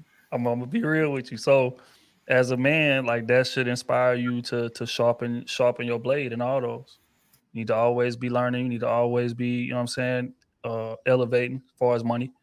And if your woman physically stronger than you, then that's a whole nother issue. But those three categories, like that is what most women derive their respect for a man from. Like if you're not above her in those three categories, you're not gonna even make it to marriage if we're gonna be real. So it would behoove you to stay on top of those categories, and you're gonna be cool. But yeah, if the more that woman got to reach for a purse, going back to what Kayla said, every time she reach for that purse, she loses respect for you every single time, unless it's just a gift that she just wants to buy, right? But if she got to reach for the purse out of necessity, every time she has to reach for it out of necessity, she loses a bit of respect. Wow. Period. Because we can sugarcoat it, we can fairy tale it as much as we want to, but women have an innate desire to be taken care of. That's just reality. I don't give a damn how much money she makes. She could be a millionaire. She still wants a man that makes more money than her, that's smarter than her, that's physically stronger than her. Those are the facts. Again, we can dance however we want to, but it's all going to come back to that. So as a man, step up in those categories, and you're going to be all right. Go ahead, Rona. I had a question, True. Have you ever seen a situation where she was stronger than him? I have. Sadly, yes. Oh, and so on Love After Lockup, there's this couple called Derek and Monique, and I'm pretty sure I love got me at the title. He is stronger than him. No, I think you mean physically stronger? Physically stronger? I think she's physically stronger than him. She's bigger than him. She's way bigger than him. I'm pretty sure she's bigger. Like this ain't kind of like, it's not like, oh, they kind of, no, she is way bigger. Seatbelt extender. I mean, be for real. Yeah, he one of the ones that was in jail. He had that little pen pal situation going on. You know what I'm saying? She had the money. She was putting money on the commissary. And she got me? So when he get out, she got a what? She has what? Say less. I know. Yeah. What'd you say, Lucky? No, I was telling SB her seatbelt got an extension. That's what I said. Oh, y'all said she physically stronger, like. Yeah. Stronger and physically bigger, and she has a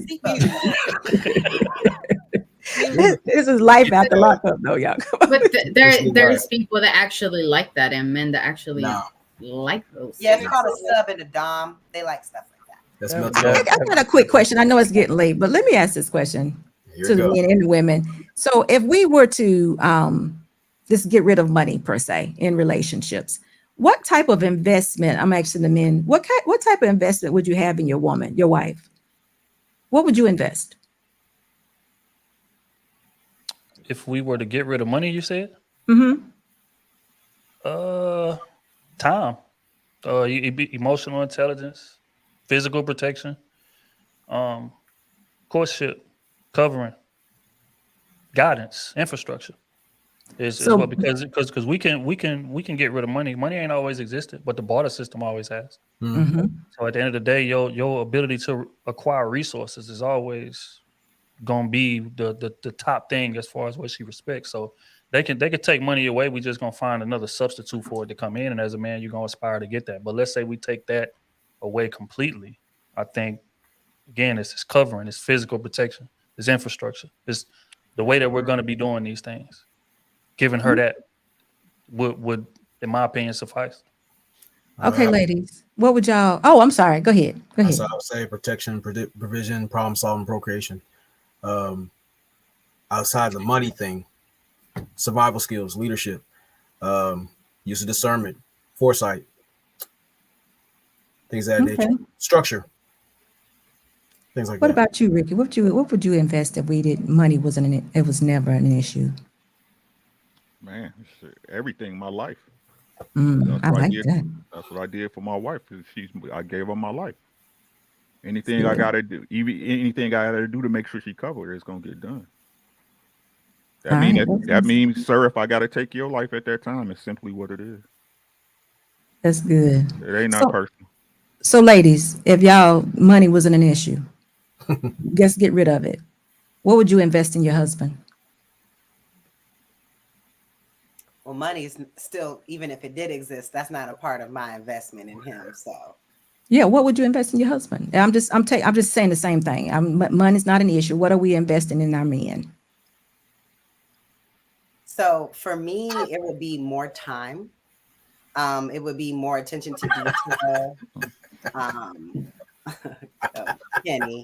Kenny just got an attitude over that steak and eggs. But anyway, it would be time, attention to detail. I think probably more planning.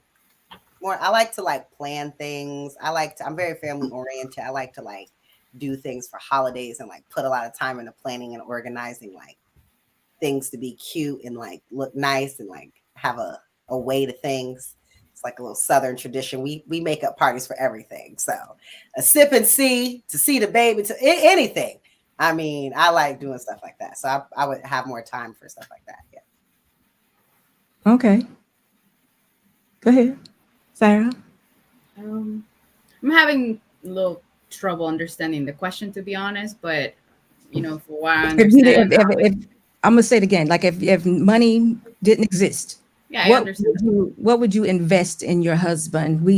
Time was very good. You would invest more time because you still have to grow the relationship. We still have to manage ourselves. Right. We still have to be in love with each other. We still have to become one. How would you do that? My support, my devotion, attention to him. I don't know. I'm thinking like things that I'm doing now that it could, kind of like make him better and just be there for him, understand him and listen to him. That. Good. Lucky, what about you? I think that I agree with devotion part, but I think it's a responsibility that I would say without money would be to safeguard his image. So it kind of like what you were saying earlier, I kind of wanted to touch on that about the embarrassing part. To me, that's a huge thing. I think that women in times always upheld the name of grandpa, father. Under no circumstance. I think she's supposed to protect that image so that no one outside of their relationship gets a negative aspect of who that man is. I think she's supposed to provide a sense of peace and make sure that at the end of the day, he knows when he lays his head down, I could rely on this person. So I think you have to be a reliable mate and you have to be committed to whatever that structure of that man is. If he is more of a quiet man and he's not like what we say in relationship, I think who was that was talking about bookkeeping all the time, like helping him. Wherever he lacks, I think you're supposed to pick up in those areas. Some women possess more certain traits that men don't possess. So I think you have to become a balance. Wherever he needs assistance at, you provide that assistance. That's just what I think. You plug it in. Fantasy girl, are you there? Who was talking? Fantasy girl, are you there? Yeah. What would you do? I already don't provide anything financially to my man. I would provide the same things. The things that he points out are how compassionate and nurturing I am, how affectionate I am, how I'm patient with him, how caring I am with the kids. These things are things I don't have to spend any money on. So I haven't had anything to where I'm like, oh, I'm lacking over here. Everything that I'm doing now, I'm gonna keep doing that, even if we're not worried about finances, because that's who I am. My mom made me this naturally nurturing person, and that's just like kind of built into me. So I don't know. I don't think outside of those things I would provide anything else. I'm confused because what you said, Fantasy, and a lot of what Lucky said and Sayeda said are things that we should be providing already.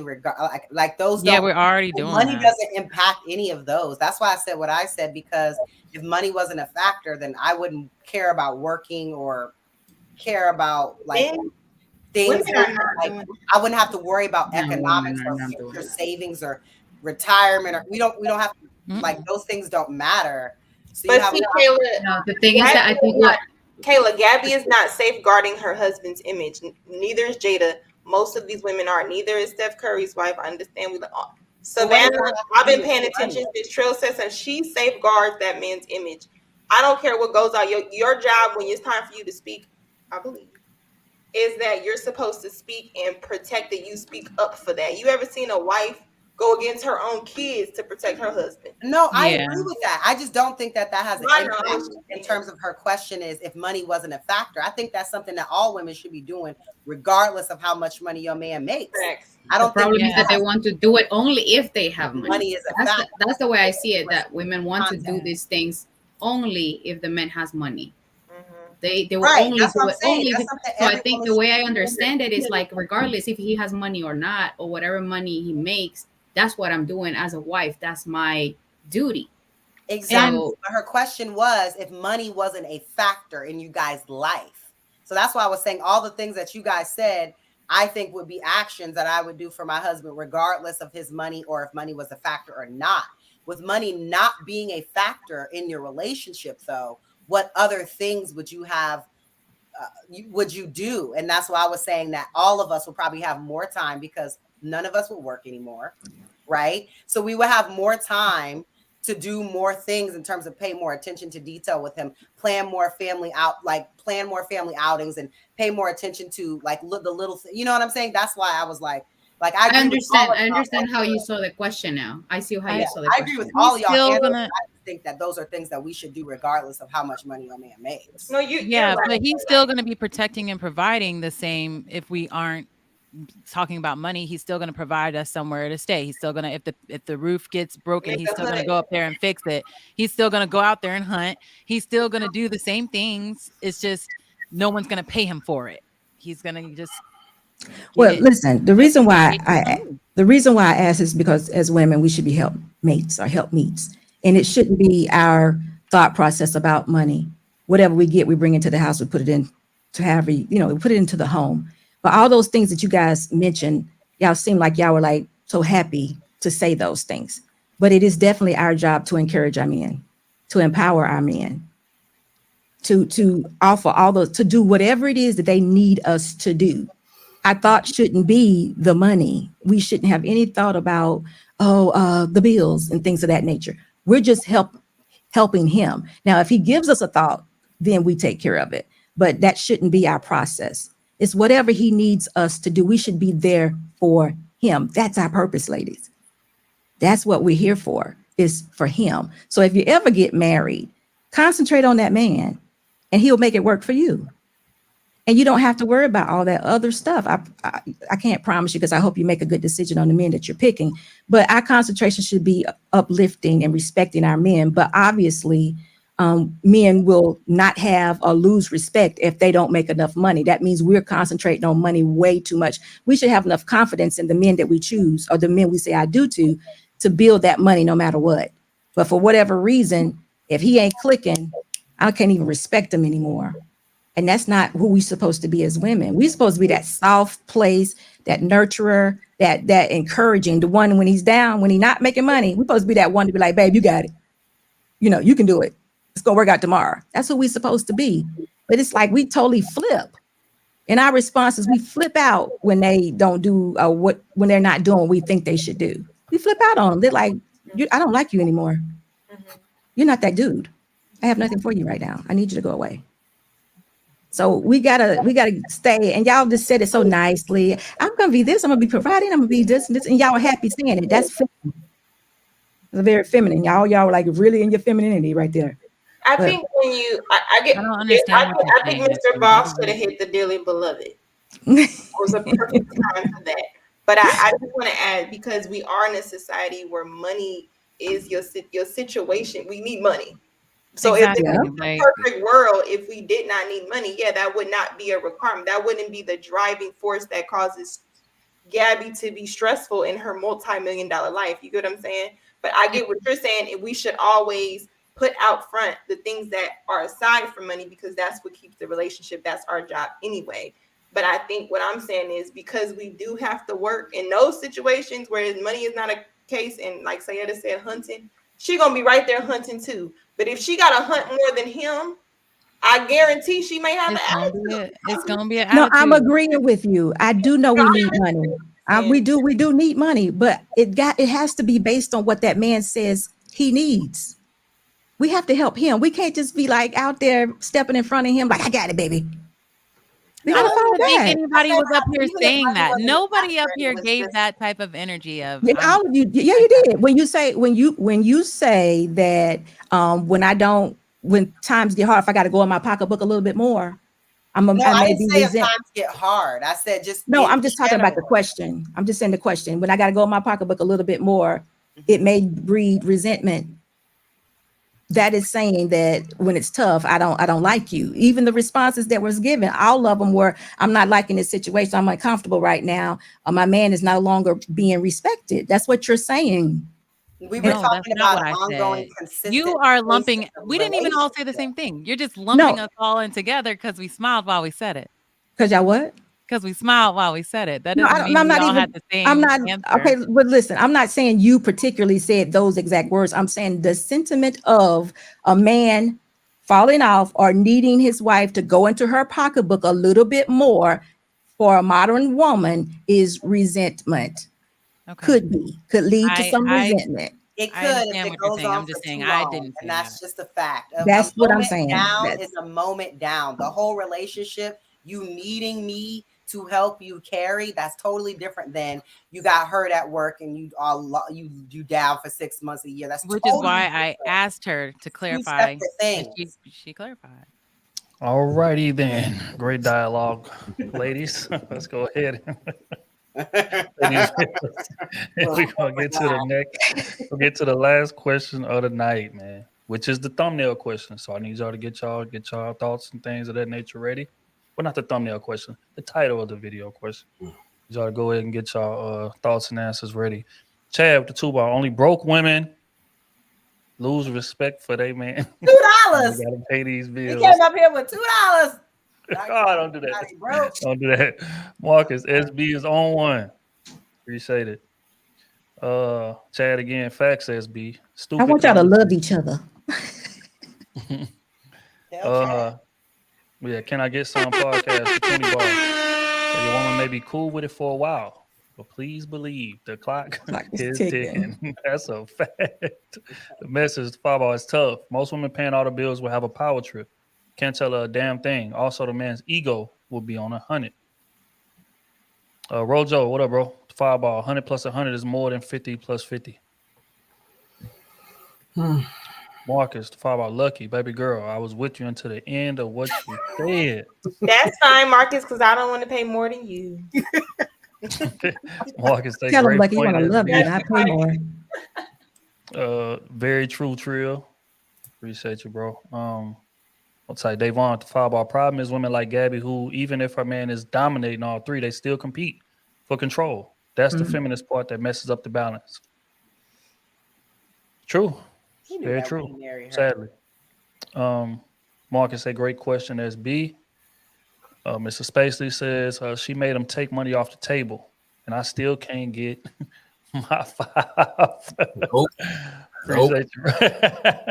They want the 2 ball. Stress equals starfish. Warm. Aww. Keep that. Hell no. Keep that starfish shit over there. Congo to 10 ball. SB, thank you. We need to do better in all caps. Take the money out the table. Biggin with the 10. It goes back to missing bricks in your life's foundation. SB took away money and your answers were on junior high level. And that's sad. Junior high level, really? Sheldon, 2 ball. You 100% proved your point, SB. Thank you. The message, the 5 ball. Feminism put women in unfamiliar territory. They're still trying to figure it out. It's tough because for the first time, roles are being tested. That is very true. And we're about to get to that in just a second with this last question of the night. Sure. Marcus, too, about the art of listening is extremely important. I agree with that. Appreciate everybody that donated, man. Again, it's been a hell of a conversation. Make sure y'all tap that like button. We got one more question, and then we gone. It sounded to me in watching that Gabby Union video that there was a lot of regret in her voice. There was a lot of stress. There was a lot of, man, I don't know, but I'm just trying to make it. We're going day by day with this. And again, just as a refresher, the feminist movement fought for equality, equal rights, equal pay, all of these things, right? So, in y'all opinion, because women are having to carry so much of the load in this era, do y'all think that women are regretting the independence and equality that they fought for during the feminist movement, in y'all opinion? And we're gonna start with Rick first. Why you do that? Are they regretting independence and quality? They regret it when it doesn't work out for them. That's the only time they regret it, when they can't hold it over your head or beat you up on the back of your neck with it. That's the only time. Otherwise, they cool. They all right. All right. Fantasy. In your opinion, are women today regretting the independence and the equality that they fought so hard for during the feminist movement? So on Ali's post, he made a post saying the same thing. And I said, we messed up, not obviously me, but our ancestors messed up when they were fighting for equality in the workspace. We should have been fighting for more pay for the men, at least advocating for that so they can provide better for their families. But instead, we came in to compete with the men and allow these companies to pay all of us less.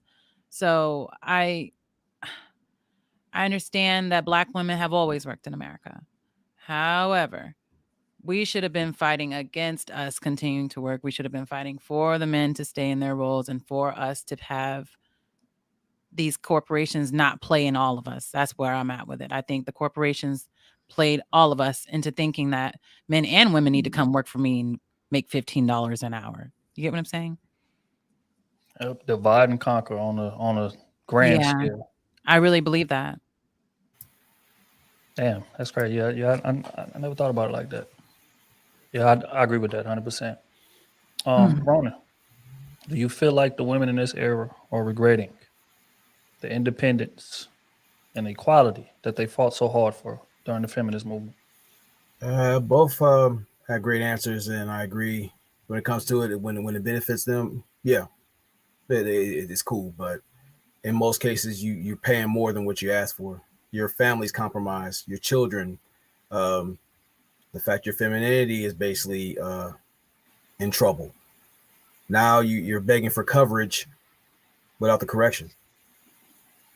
Chivalry is basically on life support or evaporated because, again, you look for equality and there's a reason why certain things were in place. So now you're out there by yourself in most cases, unfortunately. And now we have ethnic outposts rather than actual communities. And that has put a lot of us, the family, and basically some generations in trouble. So, yeah, it's a lot of collateral damage for most part, self-serving decisions. Saida, you feel like women are regretting what they fought for? I don't think they regret fighting for the rights for what feminist was originally for. However, I think that when it's not convenient for them or when they don't see benefits, then they're like, oh, okay, this is not good for us. I think women that support this type of movement, and they want the benefits from it, but they want to still to have the traditional, benefits from men, but want the freedom from what the feminists provide and all this stuff. And I understand it. Believe me, I am a woman, so I know what they're fighting for. It's just that I don't support. I don't think that I like where the route that is taken. They're no longer fighting for let's for equal pay or women's right or how do you call it, a reproduction stuff. No, it's going in a different route, like supporting other genders and stuff like that, which I totally don't support. So I think it's like when it's not beneficial for them, then they're like, oh, okay, you know what? But I'll say this: if a woman has never been taken care by a man 100%, will never understand. And some women will attack other women Like if I say right now, I like being taken care of by my man, some women will look at me and attack me and call me different names just because they think that I am not a superwoman, I am not a successful woman, I am not strong, I'm not independent. But that's not what this woman wants. So they want you to respect them for one success, but they don't want to respect the women that decide to be in the household, you know, with their man and support the man. So if you have never had that in your life, you can never say how peaceful it feels, and all the weight that you're carrying, all that gorilla that she said that she carry, that doesn't exist. It feels light, it feels peaceful, it's easy, to be honest. So I don't know. They're talking for something that they don't even know what it feels like. I said, Kayla, in your opinion, are women today regretting the equality and independence that they fought so hard for during the movement? Absolutely not. I don't think by and large women are regretting having equality and independence as women. I think that regardless if you want to be under the covering of a man or not, I think that all women appreciate now having the choice to do whichever they choose. I think there are many women that are happy to have the choice to be able to leave a situation that doesn't serve them. They can get their own bank account and they can work and they can do things on their own accord if they choose. I think having choice, I don't think any woman would regret ever having that, because you never know the circumstance that you may end up in with a, you know, abusive partner or a situation that doesn't serve you. So I think that all women are still grateful for having the choice. Whatever the choice they decide is up to them. But I don't think there are any women regretting having, you know, equality as a human being, as your own person in America, to have your own identity as a person, your own bank account, be able to work your own, you know, just having autonomy as a woman, being able to vote, all of these different things. That's really what the movement was about. It's just that I am an equal person. I should be able to vote. I should be able to make decisions for myself and have the choice to do so. So no, I don't think women are regretting that. I think the direction that the movement has gone in the last 10 years is something completely different than the origination of the feminist movement, which I think is just to give women, you know, choice and autonomy over themselves. So no. Well stated. SB, do you feel like women are regretting the independence, equality that they fought for during the movement? Absolutely. I think women are tired. A lot of them do express it too, and they'll sincerely tell you that they don't want to do everything by themselves anymore. But they've been doing it so long, they don't know how to, you know, give it up per se. They get into relationships and they kind of run the person away, or it makes it real challenging, or like some say they have bad attitudes just because they just don't know how to respond to that masculine energy being there. So they most women, I think, are ready to be with a man and have that, you know, relationship, but it's just very hard. So I agree. Luck, take us home. Do you feel like women in this era regret the independence and equality that they fought for in the movement?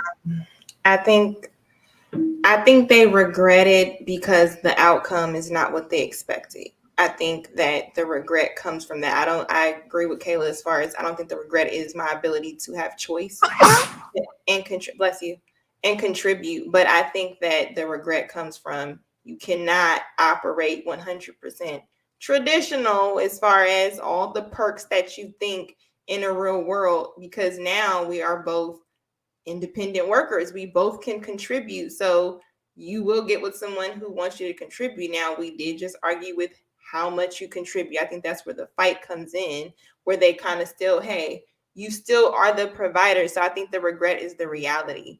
I don't regret possibly wanting my own choice, but I do not like the consequences of said choices. And I also regret whoever stood her ass up to fight for this, and I have to deal and suffer count your days, okay? But that's just how I feel as far as to me. I think the regret is the outcome. I don't think nobody up here or anybody in general would disagree with women having the right to leave a situation or whatever the purpose was, because not all of the femininity movement waves were negative. But I think in that aspect, nothing about it uplifted men or kept men in line. I think we have to also remember, because we are in a society, this USA is a business. They want all of us to be single and living separate and working so that we do not contribute wealth together. So we are going to constantly be throwing in stuff like this so we can disagree and not be on the same page. So I think the consequences is what they regret, not necessarily the power of choice. All right, shout out to Lucky Muhammad. Lucky I Muhammad. just don't think any woman that really wants a man doesn't have one. I just don't believe that. I believe that women that want men, they with men right now. While we talking, they sitting next to them in the bed as we speak. You know what I'm saying? I think women that really want to be with a man, be with men, they're with men. There are people that have their traumas and their issues, both men and women. But I think people that want to be in relationship are going to be in relationship regardless of whatever movement happens. I just think that the basis of the movement in terms of women having their own autonomy is really important. I think even for like my daughter, I can't think of raising her with this expectations of like, you have to be attached to a man to be a member of society, which is what it used to be. Literally, you could not have your own money anywhere. You could not have your own, you couldn't vote, you couldn't have your own say in anything of your life, your sexuality, nothing. Like, so I think life was probably easier when men ruled it, but I'm gonna let Trill. You know, something that I wanted to add too is that feminists, and one thing that I could probably think they regret, some of them that probably supported the movement earlier, because you know I agree with Kayla, they don't regret what the stuff that we gained from feminists, but now it seems like they are more taking the opposite side, which is misogyny. Like they look more hateful towards men, and they became what they were saying. Oh, we don't want, men because men hate women, whatever. So now they're doing the same thing. Yeah, that extreme so side. That's the part that I'm like, side. Yeah, I can see that. Yeah.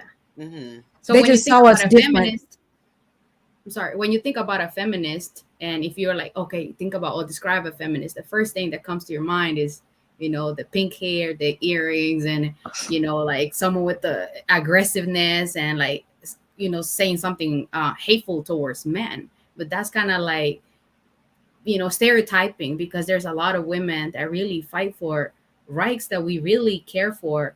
And like you said, Kayla, I don't think men nowadays are not saying you don't have the right or you don't have voice or nothing like that, but it's just the route that is taken that is confusing. And when it's not convenient for women, I'm going to include myself, because I don't like to speak for, just for me or for everybody. When it doesn't benefit us, we're like, okay, this is not good. It doesn't look good. Just that. So it was a time where men adored women. They saw us as weaker vessels. So basically, it wasn't controlling per se. It was just they were covering us. So we went from our father's house to our husband's. So the right to vote, okay, that would be a good thing. But then it started to get crazy because not every man deserves a wife. Sometimes things start happening that were not good. Some men would look at their wives as possessions or property, I should say. And sometimes there was some bad things that happened. So then that's when these different waves start to come in and things start to change a bit. But the fact that they looked at us as being the weaker vessel, something that they needed to take care of and make sure we were good, I think that's a good thing. But that was often a white women's plight, because white men used to treat their women terrible. Well, the feminist movement was a white woman's thing. Really, black men and women have always worked together. Well, that's what I'm saying. It really was a white woman's thing, though. And then we got a hold of it. We made it a little different because of all the things that were given to women or all the opportunities that women have. It kind of shifted and did something different when it got into the Black community. Yeah, because But it they're was, still it was married. definitely a white woman's thing initially. It was. Yeah, because they treated their women really, really awful, like really like property. I think for Black women, it really was about when the Black man isn't there for me to be able to make sure that I'm straight and the kids are straight, and having that autonomy to do that, and being able to, if I'm working the same job you are, making equal pay, whatever, to take care of my family. I think it more so came out of necessity when they started taking, the Black, we all know how the systematic racism and prison, the pipeline, everything that happened 70s, 80s, 90s. I think it came out of necessity for the most part for Black women, but really it started because white women, their men did treat them like shit, to be honest. Yeah, I think I don't think women regret it as a whole because they've gotten some hellified benefits from this movement. I mean, let's just call it what it is. But I think they regret not watching the movie until the credits roll. Think about being a man, and I think Smooth touched on it earlier, right? Is that pressure that we walk around with constantly. Like it's a day for day thing, you know what I'm saying? But dating back to the era that SB is talking about, women didn't necessarily walk around with that because that man was taking care of you. That man was, making all the hard decisions. That man was lifting the heavy load. Now your counsel was still valuable even back then, but it wasn't pressure on you to deliver like it is now. And I think Gabby sitting down during that interview, put a magnifying glass on that because all she did was just say what a lot of women are thinking, whether it be single moms or whether it be a woman who's without a man and she's just being forced in this situation, or a woman that was married, had a couple kids, got divorced. Now she trying to figure it out on her own. You know what I'm saying? Like it's a lot of pressure that comes with the fact that, hey, the decision making is on me. The consequences are on me. And I don't think women are prepared to handle that. They don't have the backbone for that, like a man does. Like we are born with that. It is an innate ability for us to do that. Now that's not saying it's not hard, because it is, but we have broad enough shoulders to carry it. A woman's shoulders is not meant to carry the weight that a man walk around with on a day-to-day basis. But a lot of them are finding that out the hard way, because after they got their few benefits or whatever, now it's time to deal with the downside of what this comes with. And that's stress, that's trauma, that's not knowing how I'm going to get this bill paid. That's okay. Do I put half on the light bill and half on this? Or, my kid need clothes. Damn, I got to go babysit. I got to go cut some grass. I got to go do whatever I got to do to gather this money up to make sure that my kid got what they need. This is what men have been dealing with forever, which is why Ricky says all the time that a man is your personal superhero. That's a fact. Because he creates shit out of nothing when we need it. Man could be making 50,000, 30,000, whatever number. But if we need something that costs a little more than that, that man gonna get on his grind to go out there and get it. Whether or not I gotta pull out the dice, whether or not I gotta pull out my pool stick, I gotta pull out my lawnmower, I gotta pull out my paint bucket. I'm gonna do what I gotta do to make sure that my family has what we need. And that type of weight is only for man's shoulders. Women are not built to carry that. And I think a lot of them are finding that out the hard way now that they've accumulated all these benefits that they have. It's a downside to those benefits. Going back to what Lucky said, you've got to pay the cost to be the boss. That's part of it. I don't disagree, but there are a lot of men that have succumbed to that pressure outletting in drugs and violence. Facts. And that issue is what caused women to be in some of those positions that they were in, because of the pressures that came with, not only did they take trade out of the high schools and you have to pay for college in order to gain education to make substantial income, the pressures that came with that happening, but still having to take care of your family. A lot of men definitely defaulted to drugs and violence, leaving a lot of women and families uncovered. And it's systematic. So that's another thing that's like, it's systematic. So it's just, this is how it goes, guys. Look, okay, here go Uncle Ricky teaching y'all some game. You notice how they never tell y'all the side effects? They never tell y'all the side effects of these movements, right? For example, what they pushing right now? Like, I ain't gonna say now because it's kind of done already, right? With sex work, right? Ladies, be independent, be sexually independent, make your OnlyFans, go to California, do whatever. But did y'all know that most women that work in sex work, the largest percentage of them die by either suicide or drug overdose? But they'll sit up here and keep telling y'all sex works, it's okay. It should be it should. And what's crazy at the end of the day, because we all of color on this panel, it doesn't make movement until they get our buy-in. It stays stuck, it stays stagnant. But who the first people to buy in to shit? Who's the first people? And this what I'm telling y'all about, ladies. Y'all got to be careful where y'all speak. I tell my wife, I'll be like, hey, stop saying it's gonna rain. Right? Because the one thing I give women power for is what y'all can create out of y'all mouth. Right? And that's the power y'all don't understand, and how you can motivate your man to do something that he maybe never would have done before. But your mouth can also put him in the gutter quicker than anybody else can. Right? Y'all really need to understand the power that y'all really have as women. Number two is black women that y'all use to exploit for the entire. Y'all allow other people to exploit for the wrong goddamn reasons.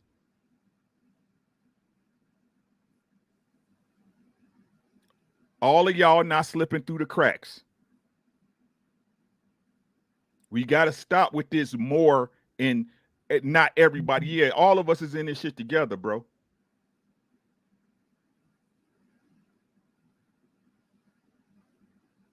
Right? So we need to get back. We need to get back.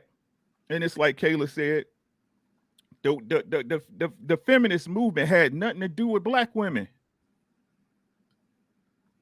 Black women always held reverence in the home. I said this before. Didn't nobody overtalk or downtalk Big Mama. Nobody. But we want to keep using these color purple standards, right? Because you seen a movie or the cousin of your uncle of your best friend went through it. Everybody go through something. Did you go through it? Did it happen to you? Do you have reason to hold on to that pain? To use that pain as a leveling mark of what you should or shouldn't do when you ain't even experienced it? Mm-mm. Moving out of a fear that doesn't even apply to you. So you depressed because of the stuff you did in the past, and you anxious because of the stuff you don't know what's going to happen in the future.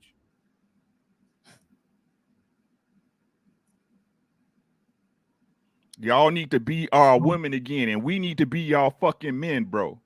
Y'all ain't never hear me sit up here tell y'all about no bum ass dude. You need to be rocking with him. Leave him. Leave him.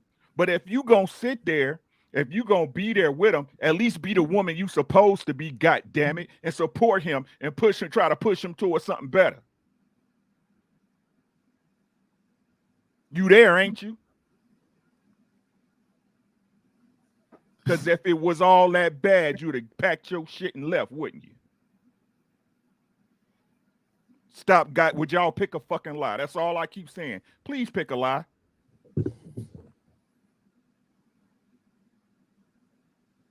All right, man. That is a great place for us to wrap this thing up. Appreciate everybody pulling up on us. Got a couple more super chats to read, and we up out of here, man. Hell of a conversation. Marcus Tubal to the question. Yes, women are regretting it. Appreciate it, big dog. Derek Lawton, 20 ball. So great discussion, man. Have a blessed night. Appreciate you, big dog, pulling up on us, man. Marcus, actually, chivalry is dead, brother Ronan. Not on life support, and we know who killed it. Grizz Treats, 20 ball. They don't regret a thing. Women are convincing y'all you need to pilot a fighter jet, and they can't drive a Fisher Price at the same time. They're running an extortion racket, and men are losing from couples to corporate. Grizz is hilarious, man. Appreciate you, bro. Dave on. Ironically, now that this world is more matriarchal, hope I'm saying that right, women have been even more unhappy. Yeah, that's true, man. I say pressure bust pipes. Sonya, Tubar, appreciate you. Gavin, Fireball, we are all born to be independent unless you choose to be with someone. So how can they be mad about being independent? Marcus, Fireball, okay, preach, Lucky. I want them back, y'all. You definitely lost him for a minute. Yeah. Marcus, Just like black women got played in the feminist movement. Let's call it for what it is. Yeah, my bad. Grizz Treats, another tweet bar. So men thought they could soothe the desire woman, the same woman that disobeyed God for her desires, Eve. Men bought the dream and got. COVID messed up the manufacturers. Good women are on back order. Pray for the 5. Appreciate you, bro. Marcus, Tubar, talk Bishop Trill. Appreciate you. Davon, Tubar, they now have the burden to perform like us. Okay, man. It's pressure involved. The message to Fireball, they don't regret it, but their grandchildren will. We are the grandchildren. Right? I'm about to say. That's why this shit is OV. I keep telling y'all this shit is over, bro. Pray for the babies, man. That's all y'all can do is pray for the babies, man. Y'all better get right for these babies, boy. Y'all better get right for these babies, for real. Y'all shut out. Y'all shut the fuck out, bro. Drip Empress, Timbal, most women are irritated by the feminist movement because although it was a white woman's issue, it hurt the black community the worst. Concept of quote unquote strong, independent black woman became paramount. It's a fact. Marcus, Fireball brother Ricky, showing love. The drinks on me, Pastor Ricky. Pastor Ricky, the drinks. Drinks. What drink? Sheldon with the Fireball. I love how this ended. This was a great conversation. Salute to everyone and good night. Appreciate you, bro. Think that's all. Wait, Sonya again. We're never responsible for a man's bad behavior. All right. That's all of it, man. I appreciate everybody that donated. Appreciate the Crusader Nation for putting up on this one. It's been a hell of a conversation. All the panelists, I appreciate each and every one of y'all. Feminist, y'all and girls, welcome to the family. That was a discussion, man. Yeah, a discussion. It went about like I thought it would. Damn, Marcus. A great show tonight. Fantasy Island Girl and Said, I don't snitch. Just playing. Lucky, you funny as hell. Wait a minute, is Fantasy a snitch I'm too? snitching. She a snitch too? I'm snitching. What snitching y'all speak of? No, last week when Sayeda said she'd telling her husband. Yeah, I said don't do anything illegal because I'm not going to jail with you. And I'm on Sayeda's side. I'm snitching. Hey, y'all, don't do no crimes around Saida. And Yeah, I was Fantasy gonna Island say because y'all don't know how to just not know nothing. Y'all I know don't. too much. I can't even hold Well, my they'll go in there word. doing one of these numbers, Kayla. Just a talking. Stop talking. Stop talking. I'm picking on you. There's know not nothing. even one, You not even know. one person in my family has been in jail. Not even one person. I'm not gonna be the first one. I'm not going to jail. How for you. could you be when you don't know anything? Well, if I know, I'm snitching on not you. going to. No, if I know, I'm You not do going to say that. you really believe that? Okay, never mind. Go ahead. See what y'all do? This what y'all do? Y'all I'm really put snitching. yourselves I'm in snitching. the wrong Okay. predicament. Y'all want to know too much. I You don't can want really to know snitch. nothing. Well, I don't want to know Right. anything. Don't tell me. if you're doing something illegal, don't be my friend, please. Have the Take right your to distance. remain silent. Oh my God! Look, man. Yeah, I you have the everybody right. pulling up. Right, Lucky, exactly. You have the right to remain silent. I know that. See, Trill, but that's why Marjorie winning, because she know all the bodies buried. Ain't said nothing. Right, You know what I'm saying? right. Ain't said nothing.